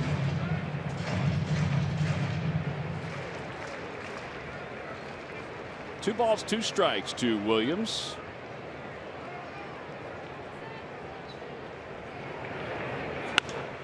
Fly ball left field. Carrying fairly well. And 2 outs. Odubel Herrera coming up, and Pete McCannon provided us with our Geico quote of the day on Odubel. Personally, I think Herrera is going to hit 280 or more. He's just going through a period where he doesn't look right at the plate. I'm looking for consistency. I don't know what I'm going to get with every at-bat, and because of that, I'm going to try to make some adjustments, but I don't plan on doing that for the whole season. Hopefully not.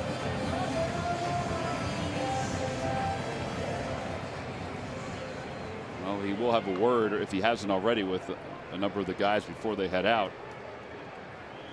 Phillies will reconvene in Milwaukee on Friday night. Odubel sends it in the air to right field. It's deep. Caesar's going back. It is gone. Solo home run. 4th home run of the day for the Phils. And they're on top 5-0. Well, Pete's going to like that one. Where's the bat flip? All part of the consistency. That's got to make him feel good. Not only to barrel a ball, but drive it on out of the ballpark. stayed on that one nicely. Yeah, the ball was a little up. Now that's a level swing. Yes. I mean level. You try to uppercut that ball a little bit, it's going to be a foul ball at best. He raised his hands and worked. He worked to get on top of that ball. Cameron up with a couple of knocks already. Yeah, Cam is 2 for 2 today. First home run for a double in more than a month. June 5th in Atlanta. That's when he was in the mode of double after double after double, and then he mixed in the home run.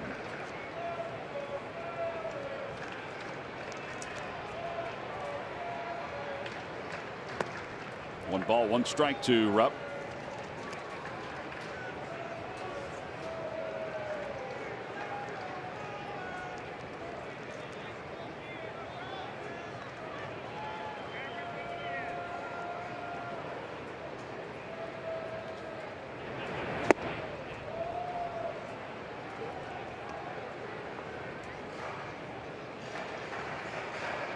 Okay, Cameron, now get in that. Anything close, I'm going to flick at. Anything close, I'm going to waste.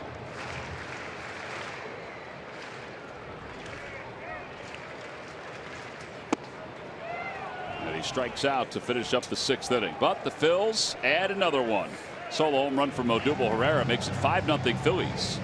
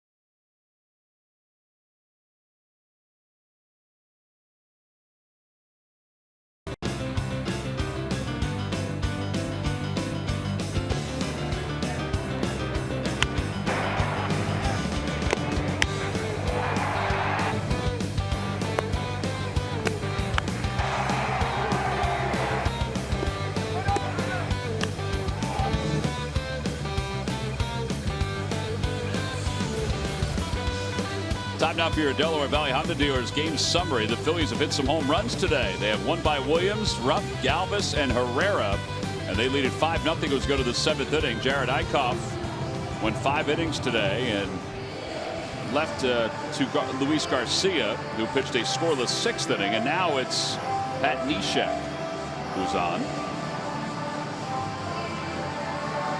Neshek in his 38th game, 2-2, a 1.31 ERA.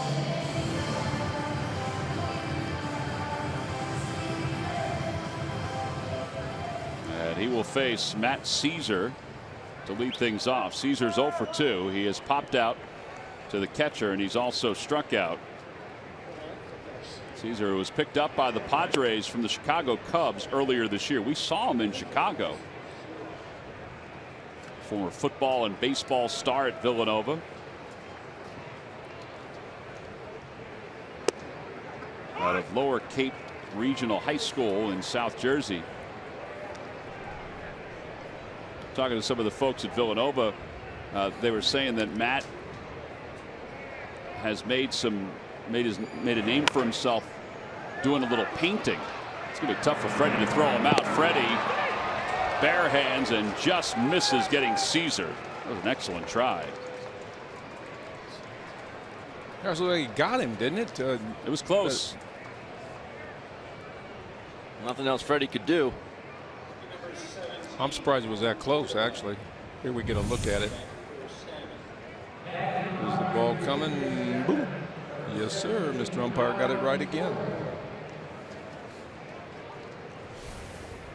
So Freddie tried, but it's an infield hit for Caesar. And here is Cordoba, who was 0 for his last 19. Anyway, Caesar just recently painted a portrait of Tony Gwynn, your former teammate there, Ben. And the money raised for that portrait went to the Padres summer blood drive. He auctioned off one painting last year for the Chicago Cubs that raised $35,000. Wow. It's incredible. Well, he's not just a great athlete and a humanitarian, but he's also got some skill with the paint.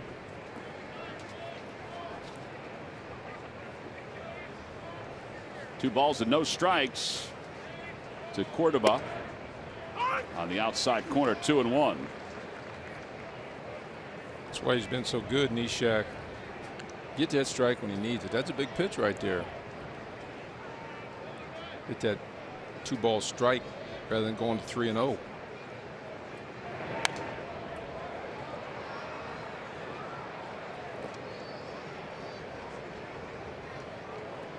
He's going to really have a good time in the All-Star game. He's got to get some autographs. He needs that Zach Greinke autograph to complete a collection. I said, it can't be that hard. He said, it's not as easy as you think to get Zach Greinke's autograph. Swing and a miss. Cordoba is now 0 for his last 20. 10 strikeouts today by Phillies pitching. I asked Pat about the WBC, obviously with all the All-Stars on that World Baseball Classic team, and he said it was good because he got a lot of autographs that he wanted and a lot of different things signed. But he said it was really a pain because that's all they did all day long. I mean, it was really just an autograph signing. Really? He said there were just so many dozen baseballs and hats and jerseys. And Myers skies one off the third base line. Franco has room, and he makes the catch. Sunglasses on his hat. 2 outs. Time now for the Jeep Stump the Fans trivia quiz answer. All right, guys, what Philly and Padres started for the National League in the 1976 All-Star Game in Philadelphia? I remember it well. I'll take the Padre and left-handed pitcher Randy Jones. I thought you were going to give both of them to Mike because you weren't born at that time. And that Bull Luzinski. Greg was the Luzinski, starting yep. left fielder. Log back on to Phillies.com to find out if you're the winner of a Phillies prize pack. Did you enjoy having the All-Star game in your That was quite an hometown, experience basically? with all of us guys making the team. And the only thing one of the things I really remember about that was I think the Vets turf was very bad that year. Remember, it was really hard. Huh. You know how over the years the Vet, they used to switch it up maybe every 5, 6 years, 4 years. When was it ever soft? last couple of years it was kind of soft, but as we still know, turf today, where it almost is just like grass, real grass. Back then it was like blacktop. Swing and a miss, 0-2.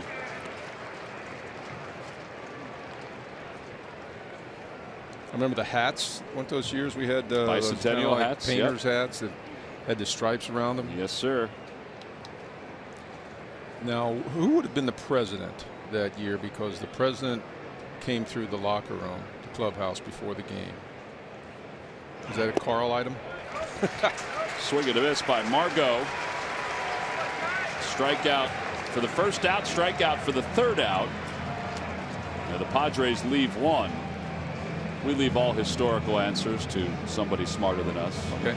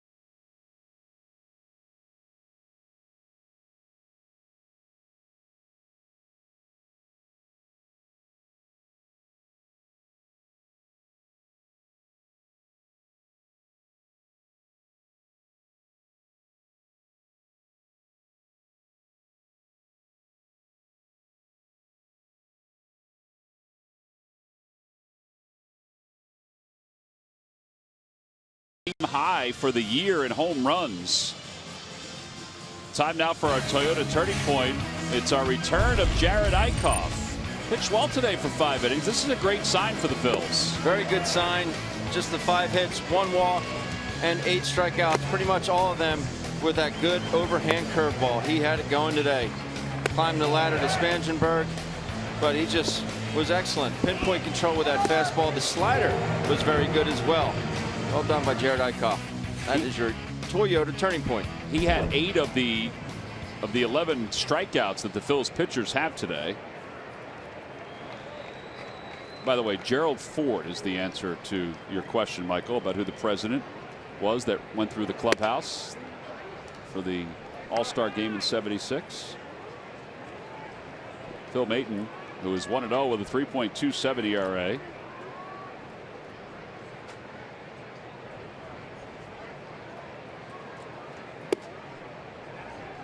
Ty Kelly falls behind, or evens the count up at 1 ball, 1 strike.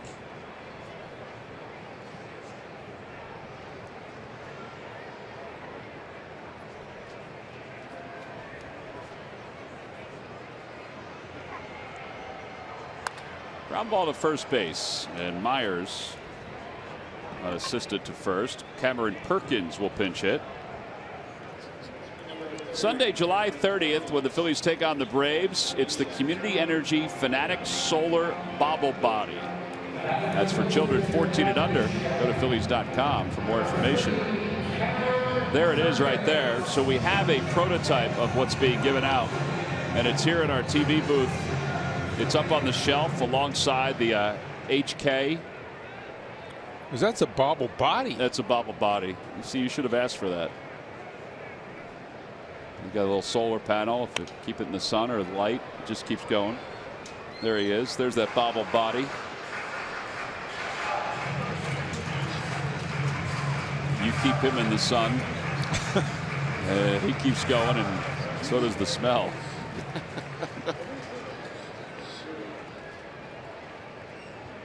Cameron Perkins, 1 ball, 1 strike.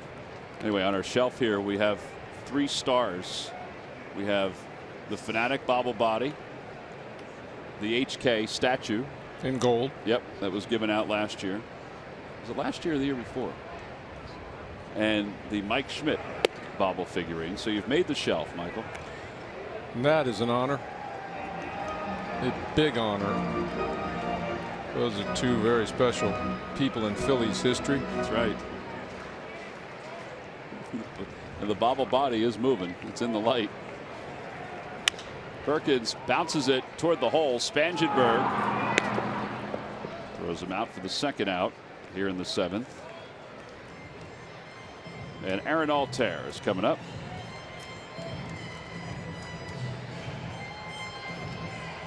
See how the Phillies built this lead. Started with Nick Williams, his first major league homer, then Cameron Rupp, and then a 2-run shot by Galvis.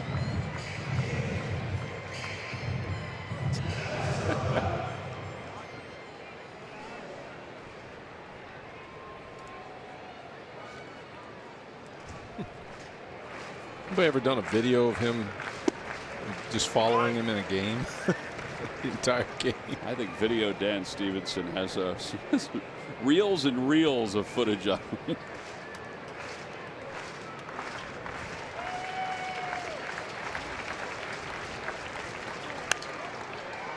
Oh, and 2.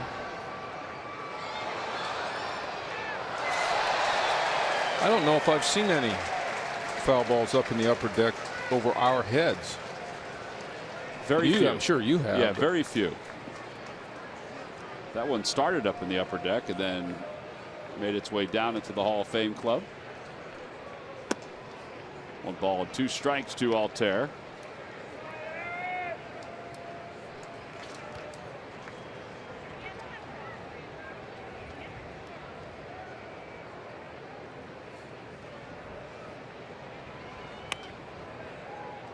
Attaboy, Mickey. The ball had a little spin on it. Yep. A little cue shot spin. He handled it very well. Threw it 20 rows deep. And now his arm's going to bother him for the next couple of days.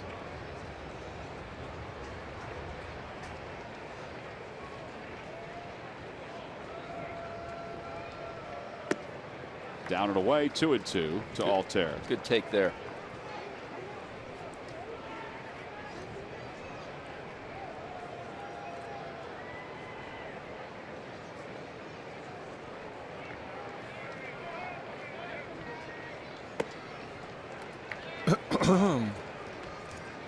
Looking at the National League starters for the 76 All-Star game. It'd be tough to lose with that kind of lineup.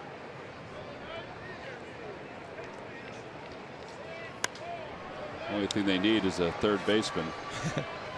Pete Rose, Joe Morgan, Steve Garvey, Johnny Bench, Dave Concepcion, George Foster, a lot of Big Red Machine boys there, of course. Well, 76 was their year. Dave Kingman. That ball's hit well. Deep to left field. It is gone. 6-0 Phillies. They're going to wrap up the first half before the All-Star break with their most home runs in a game here in 2017. How about going 0-2 to a full count homer? That's how you put together a nice AB. No question, that ball was tattooed right there too. Boom! Look how he pulls that back elbow in, stays connected. And the fanatic, he loves it. And he'll take all the credit for that He homer. sure will. 5 home runs now for the Phils.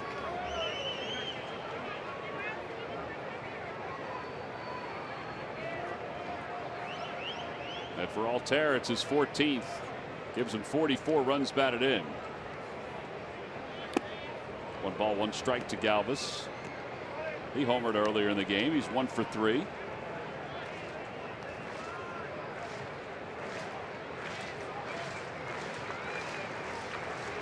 Guys hit their best home runs with 2 strikes, it seems. Oh, that one's hit well. Deep to right field. Freddie Galvis with a 2-home run game. Hey, you know, those balls are going far. Yes, they are. That ball was off the sign out there, the scoreboard out there, wasn't it? Yeah, these aren't wall scrapers. No. Was that pretty much the same swing, Mike, as Yes, his last home run? absolutely. I thought of that right when he did. It's like he reverted right back to that same swing, the same feel. Quick are your hands, Freddie. Back-to-back home runs for the Phils. I'll tell you what, if you can't feel how that feels and log it, you know what I'm saying? That swing, the execution of that swing. Muscle memory. If you can't put that back in there and feel that and use it going forward.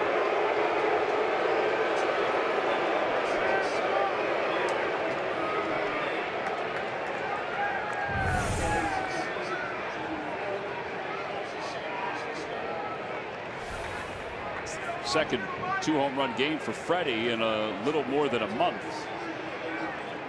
3rd time this year they've gone back-to-back. Something tells me this is not going to be a single swing coming up here.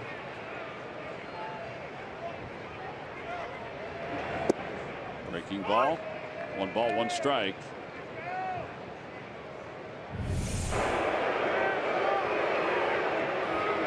That's after the inside pitch. Rare form today. 1-2. Look out, Miami. You're not going to know what hit you.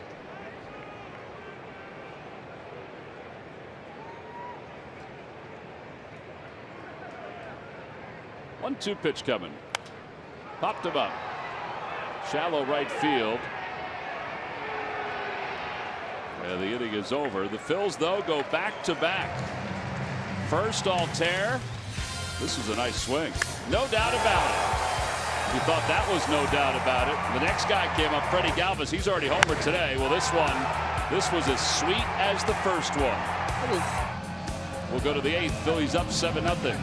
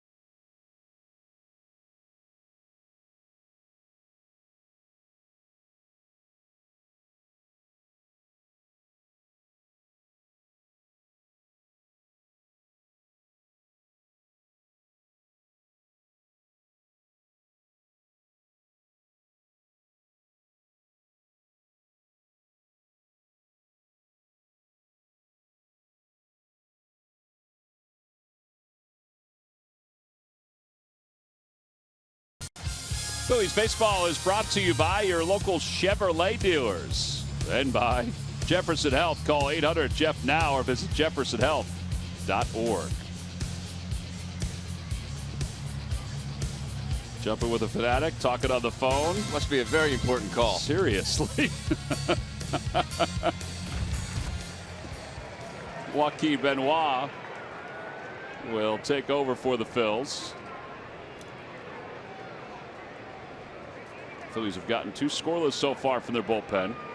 Phillies 6 home runs today. First time since August 11, 2004 against the Rockies.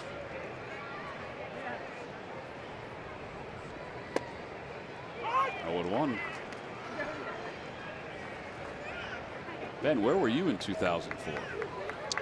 Chicago. Well, Seattle, and then I got traded to Chicago a little before the All-Star break. Do you remember scoreboard watching and seeing the Phillies hit 6 home runs in a game? Randy Wolf, Jim Tomei. Yep. They both had 2. Jimmy and Chase each had 1. Randy Wolf had 2. No big deal. No big deal. 1 ball, 1 strike. And Pirela fouls it off. The following year, Randy and I rehabbed our Tommy Johns together. He had his done a day before mine. Both by the same doctor? Different doctors.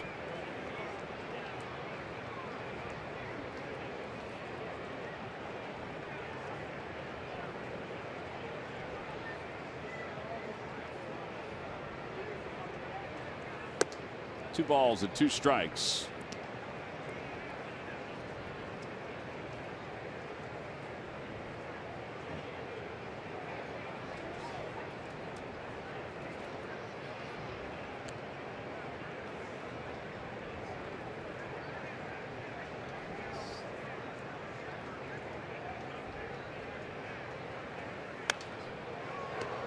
That goes into the sweet level just below us.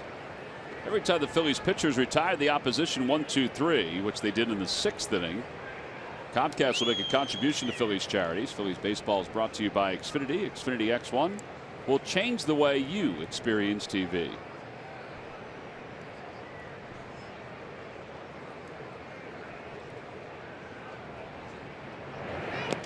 That one gets away, and it's 3-2.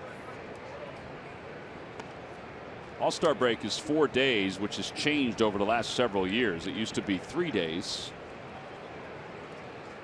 Mike, I know you used to play in a lot of the All-Star games, but if you didn't, what would you do during the break? Just kind of energize? Well, I'd be mad. Well, the first one. The one I remember most is taking Donna to Seaview for a couple of days, playing some tennis, a little golf. Base hit through the left side. It's called Seaview back then. I don't know whether it still is. Still is, yep. What else did I do? I did make it in '78. I don't remember, babe. So that would bug you, obviously, if you didn't make, because you made a lot of them. Did you come back to the Delaware Valley, Ben, all the time, or sometimes would you stay where you are? Most of the time I stay where I was because I was out west. One year I actually, after the break, we opened in Houston, and I went to go see my brother in Jacksonville. He was in AA with the Dodgers at the time. My folks were down there as well, so I went down to see him for a couple days, and then just flew on to Houston. No balls, 1 strike. Spangenberg is 0 for 3. He's lined out, he is struck out, and he's grounded out.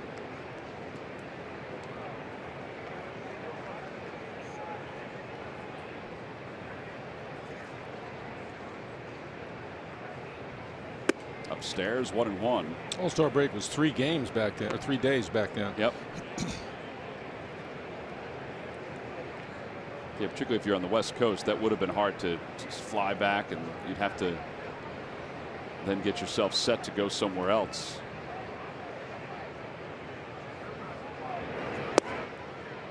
Just a bit outside, 2-1.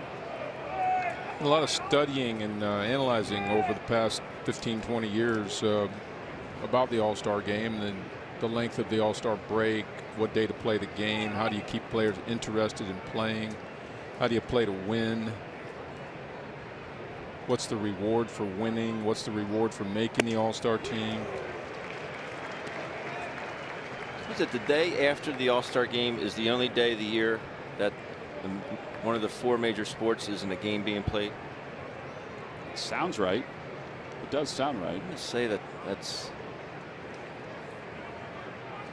minor league, the International League or the AAA All-Star game is Wednesday this year. They kind of play that off the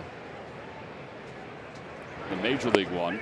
And Spangenberg is down looking. 1 out. 12 strikeouts today for Phillies pitching. Murph, I know you got a chance to talk to some of the players about what their plans are. Neshek's going to the All-Star game. What are some of the other fellows doing? Yeah, it's funny, listening to Mike talking about his All-Star breaks that he wasn't at the All-Star game. Not a whole lot has changed. Most of these guys are finding a coast somewhere and just going to hang out for a few days. Tommy Joseph was telling me he's headed home to Florida and will be on a beach by this time tomorrow. Aaron Altair staying in the Great Garden State, but That's also right. finding the coastline as well. Mickey Morandini said he's headed down to the Chesapeake area. And Cam Perkins, not as lucky. Cam Perkins says he has to go to the dentist and have a dental something taken care of inside his mouth. That's what he is doing for the 4 days on the All-Star break. But the other 3 guys, it sounds like they're going to have a nice time. Not so much for Cam. Sunscreen, Tommy Joseph, on that beach. Absolutely. No balls and 1 strike to Hedges. Swing and a miss over 2. He's got to go to the dentist. Got to take care of things when you can.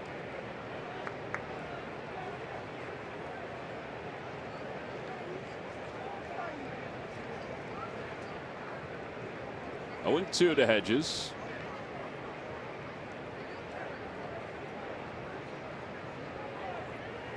Upstairs, 1-2. I know Pete's staying locally. Pete's not going back to Arizona. Pete's going to the shore. Yep. Talked about it last night. Guys like Rick Kranitz, they're going to go home to Arizona because it's 118 there, and he just wants to feel it again. Hop in the furnace. Fouled away, and it remains 1-2. I think you get off that plane down at Palm Beach and walk out there, it feels like you stuck your head in a furnace. Yeah.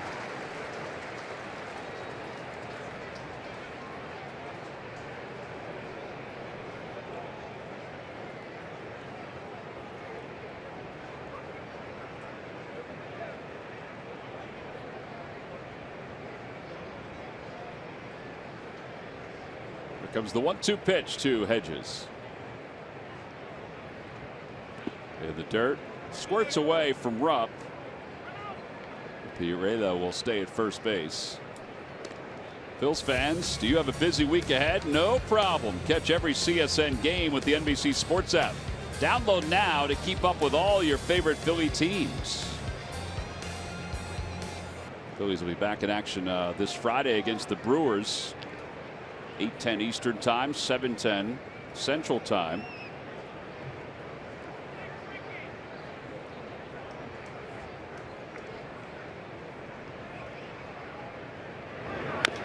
Another tapper.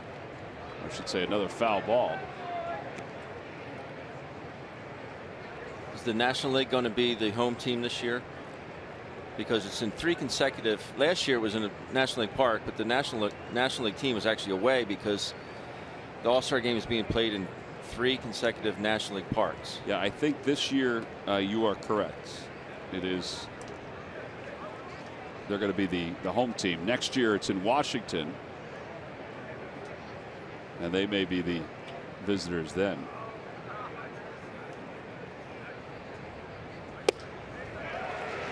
Well, the battle was won by Benoit. 13 strikeouts for the big right-hander, or for the Phillies pitchers, I should say. Second one for the big right-hander. And 2 outs here in the 8th. He just threw him a fastball. In a very good spot. Right on the corner, you can see where Mazda pitch cast. Well, we finally got our friend Hedges to have a little bit of a bad day. Yeah. He was hot. They moved him from the number 8 spot. He may be right back in the number 8 spot. Last one got him the hat trick for the day. 7-pitch at bat. 1 ball and no strikes to Suaje. He is 1 for 3. Jose Torres in the bullpen.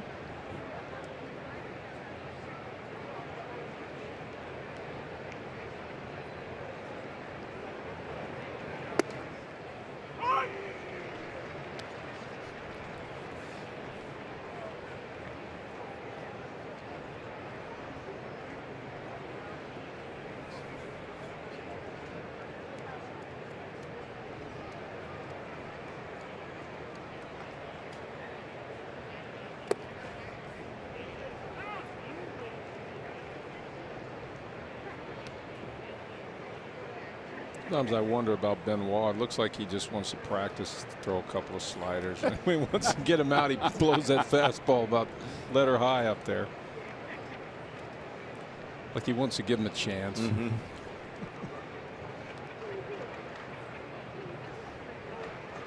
Changeup. 3-1. I agree. Why did I throw that pitch with a 7-0 lead to go to 3-ball count?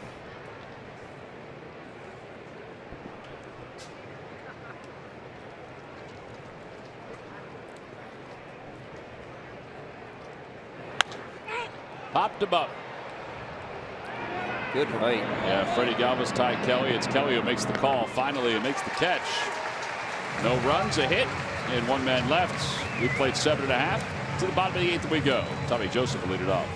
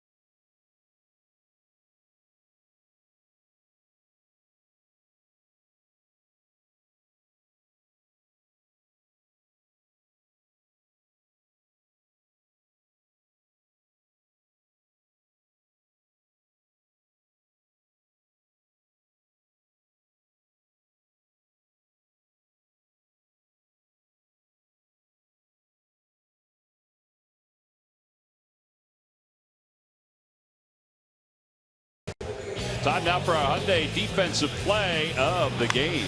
Little dribbler off the bat of Austin Hedges. Mike Held circles it. Makes a clean exchange to his bare hand and fires a bullet on to Tommy Joseph at first base. That is as good as you're going to see. When you get the admiration of Michael Jack Schmidt on a play, you know you're doing something right. That is your Hyundai defensive play of the game, brought to you by your local Hyundai dealers. All right, so now as we go to the bottom of the 8th inning, the Phillies, who have hit 6 home runs today, lead it 7-0. And it'll be Jose Torres who will come on for the Padres. Padres have already won the series. It was their first series victory over the Phils since 2014. Here's Torres, a 4.66 ERA, and the first pitch is grounded sharply to third. Spangenberg allows it to go off his glove, and Tommy is aboard.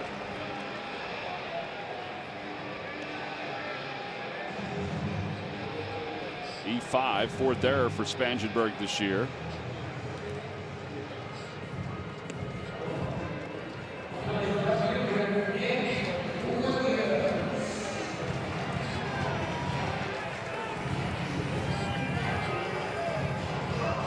Williams is 2 for 3 today.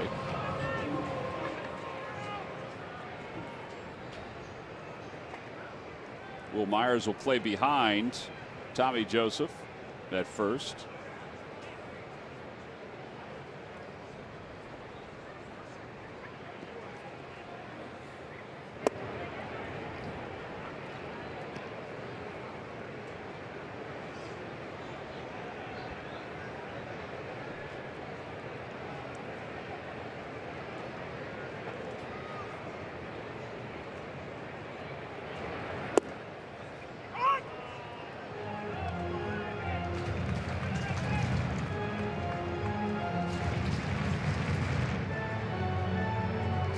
There's a pitch and a take that I don't understand right there. Why would Nick give him a fastball right down the middle on a 1-0 count? Particularly lefty on lefty. Absolutely.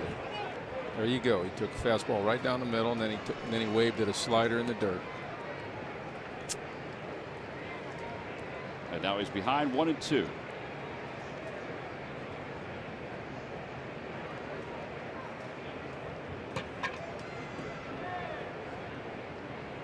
He probably won't get a fastball again. Shouldn't. Well, he did, but it was out of the strike zone. 2-2.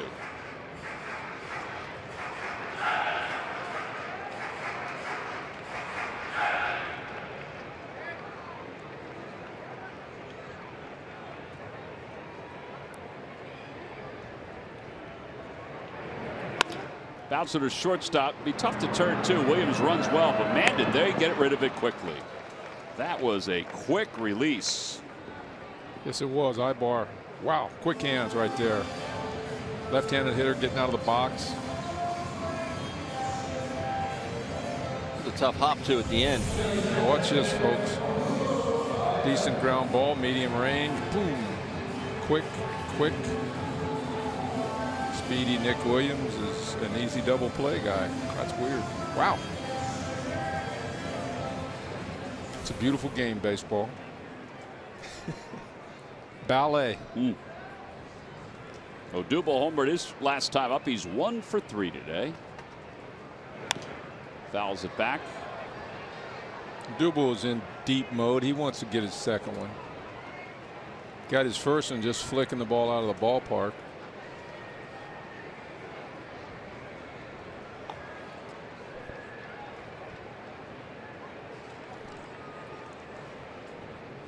I think you ought to get credit for two runs on a home run if you hit the upper deck. Put a bullseye or something up there? No, just upper deck. You know, just the second level out there. Then I could understand. Here's back in the 6th inning for Odubel. It's a big one. That's only one run. 1 there. point. Yeah. Freddie gets like 4 points today because he hit the upper deck sign. Well, the first one went in the upper deck, and then the second one hit the sign, hanging down from the second deck. And neither one did he swing hard. Odubel lines it out towards center field. Margot, well, he had him played perfectly. Couple good swings there. Yeah, Yep. definitely. No runs, no hits. There was one Padres error. Phillies did not leave anybody. We leave for the 9th.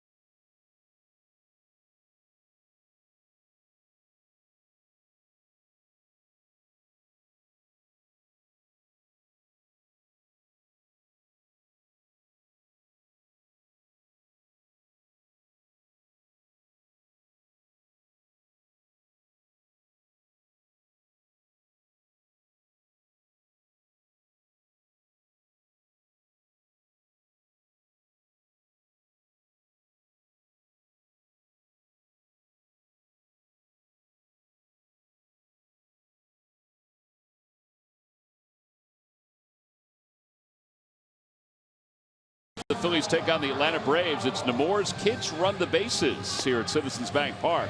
It's for children 14 and under. Go to Phillies.com for more information.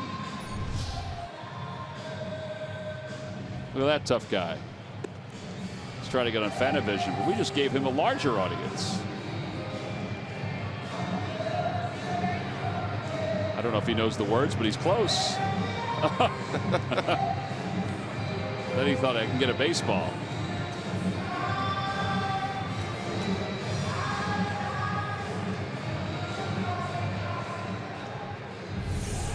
And they threw it up at the end, and oh. That's a tantrum right there. In a good way. Here's Hector Neris to pitch the 9th inning. Phils are looking to end a 5-game losing streak. Ibar slaps one the opposite way. And that's a fair ball. It gets by Williams. Ibar was not running. And Williams' throw goes toward third. Either he didn't know where it went or he thought it was just going to slice foul, because he was not running. He was at home plate when the ball landed in left field. Yeah, he thought it went foul. So I better get going here.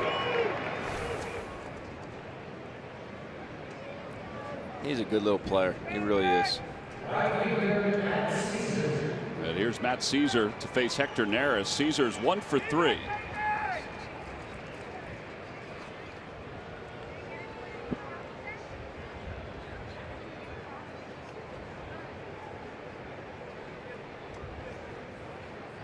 You know, that double, he might have been thinking, it's got to be taken. It's 7-0 in the 9th inning. He swung at the first ball fastball.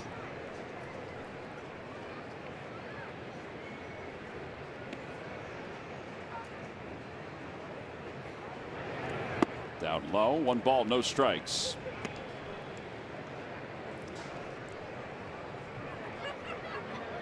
I wonder where Caesar would have been drafted if he had committed to the NFL instead of baseball. Was he a defensive back? He played everywhere, but he was more of an offensive player. Return man, wildcat quarterback, running back, slot wide receiver. Maybe been a slot receiver, maybe been a scat back. The Cubs gave him more money to not enter his name in the NFL draft.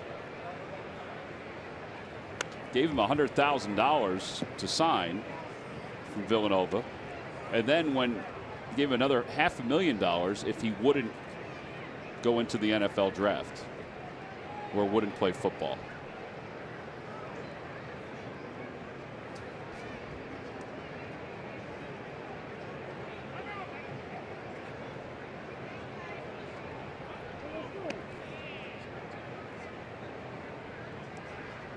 Two balls and 1 strike.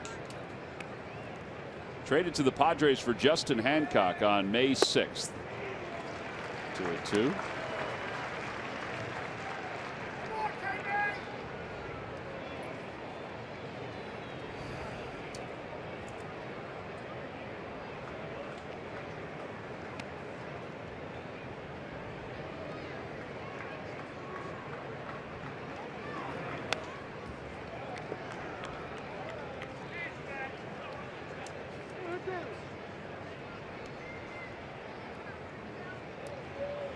A lot of good things today for the Phils. Got a lot to hang their hats on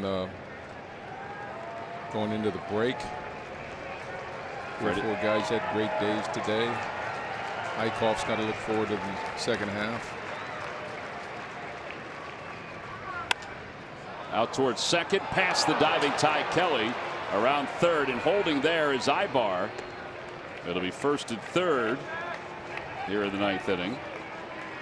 Very aggressive read there by Ibar, because Ty Kelly came very close to catching that baseball. It's been an easy double play. Excellent point. 7-0. His run means nothing. Right.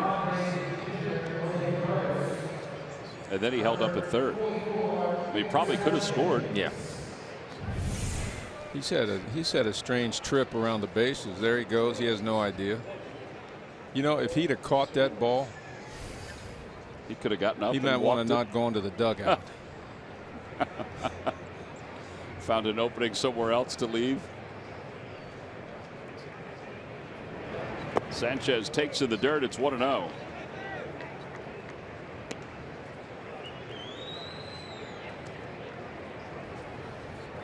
Sanchez hitting a .158.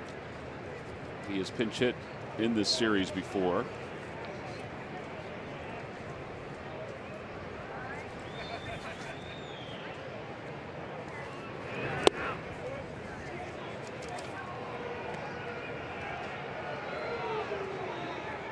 This has not been a very comfortable inning for Hector.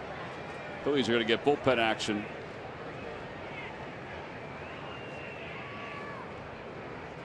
Mark Leiter and Pinto both warming up. Out to right field. Backing up on it is Altair. He'll make the catch.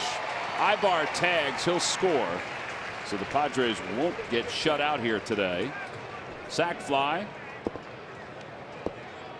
And it's 7-1. Caesar back to first base. One thing for sure, you look at Neris out there, for the Phillies to get to say 65, 70 wins would be a heck of a second half if they did. They're going to need Neris to be able to close out games on a regular basis. No question. And part of it, Mike, it's been bad because they've lost so many one-run games.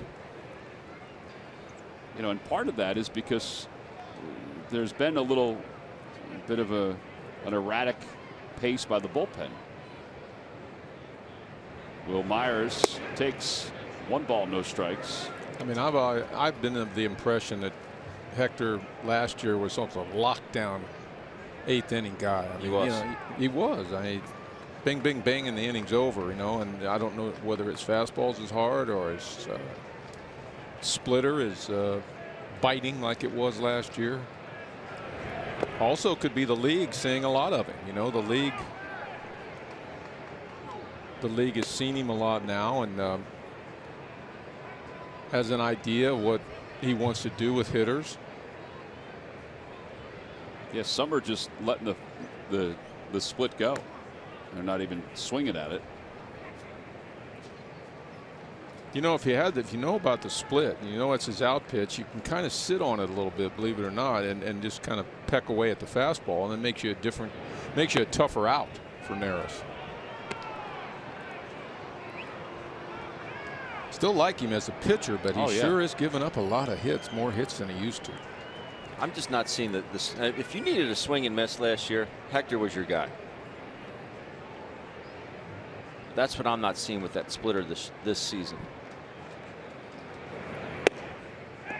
And granted, this is not a safe situation. It's not pressure at bats for these guys, or for Hector. Makes it a little bit different.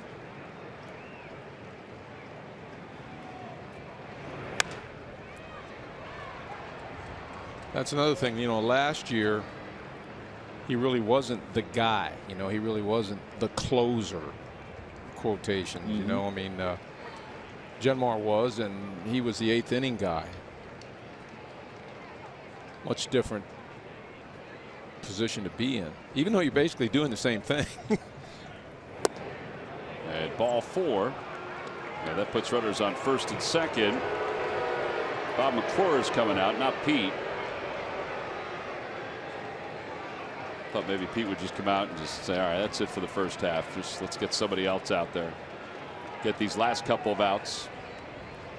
After the ball game, Marshall Harris and Ricky Metallico are standing by. Cure Auto Insurance presents Phillies Post-Game Live.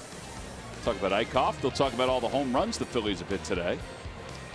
A lot to chat about. I think they kind of wanted to get Hector in right before the break, let him get a quick, a nice quick inning. 3 hitters, maybe 4 at the most, a couple of strikeouts, and then he could hang his hat on something over the break as well.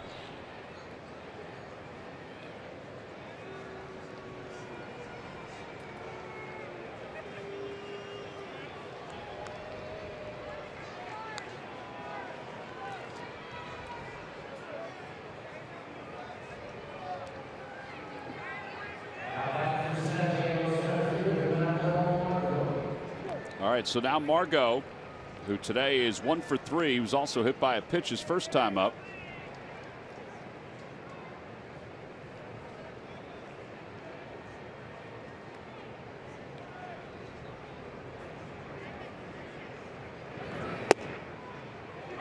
0-1.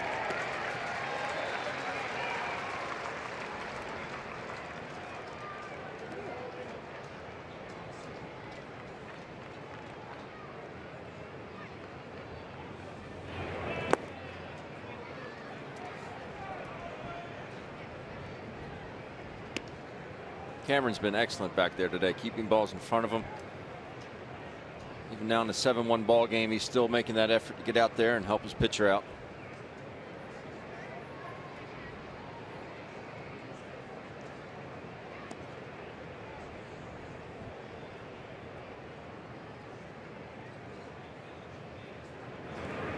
Ground ball left side. Franco has it to second for one. That's all they'll get. But it was a good play. 5-4 on the putout.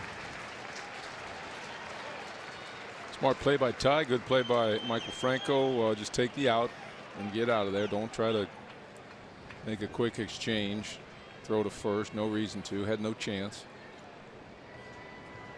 Freddie went sliding behind Franco after he made that play.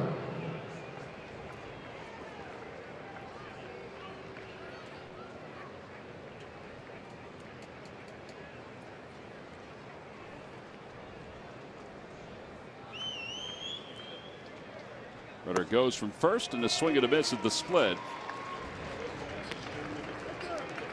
And it's 0-1. Well, before the last out, boys, I hope you have a relaxing all-star break.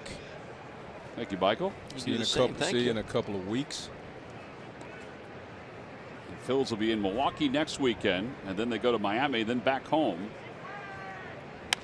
Fly ball left field. This should do it. Nick Williams is there. Congratulations, Jared Eickhoff. Catch, and Jared Eickhoff gets his first victory of the 2017 season.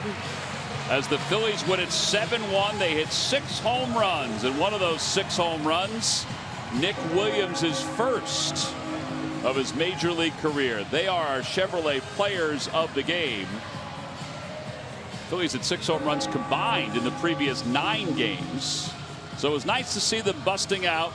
Last time they scored 7 runs, all coming on a home run, was back in April of this year. A lot of the power has been few and far between. But today they win it 7-1. Jared Eickhoff gets the victory. All right, our W. Mason deliveries of the game. This is easy today. It's all the home runs. All right, I'll do it. Nick, low and away. Screwball, kind of a sinker change up, whatever. Just flicks it out into the flower bed, and Darren Ruff puts the Paul Bunyan on a high slider there. Bad hands by the bullpen. Yeah, I wouldn't want to be on the other end of that forearm. And in the third inning, Freddie Galvis just flicks a nice soft swing at a change up, and it goes in the upper deck for 2 runs. Udubel, nice little flick of the wrist as well into the right field bleachers. And in the 7th inning, boom, that's a monster right there. After an 0-2 count, Aaron Altair goes way deep. Then we had a little chin music for one of our hitters, Michael Franco, and then Freddie again, the 2nd home run. He's turning into a power hitter, man. That's off of the scoreboard out in right field. Boy, do they have some stuff to feel good about now going into the break. And that's our W.B. Mason deliveries of the game. And Murph is down with Nick Williams. Murph. Yeah, he's the guy that got it all started. 6 home runs today, the first time since 2004. We were just talking about. I would imagine you've been thinking about that moment for a very long time. How did it feel? Did you know you had it? Yeah, I did right away, but then it started to curve a little bit. I was like, oh, stay fair, stay fair. Pretty good feeling, though, as you know you got that first one in the book here in the bigs? Oh, great. You know, I've been hitting a lot of balls hard but low, and I was like, geez, am I ever going to get one?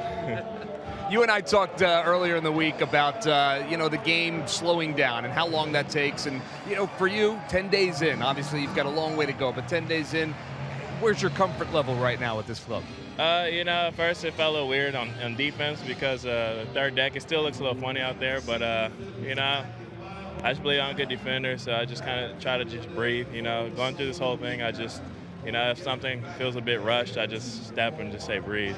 You know, you just got here, and now you're going to get a chance to take a little bit of a break. I mean, you're playing baseball all summer long, but do you look forward to the All-Star break, or do you wish this kind of kept on going? I'm not going to lie, I kind of wish this kept on going. Yeah, I figured. It's been fun, you know, just to go out there and compete, you know, at the highest level against, you know, the best who play the game. So that's been just great in general. But I try to relax, you know, this All-Star break, but I'm not going to lie, I wish it was going on longer. What do you hope for in the second half as you look ahead? Just, you know, to just continue to play hard and just, you know, try to be as consistent as possible and just do whatever I can, you know, to help keep winning. But really just, you know, play hard and control what I can control.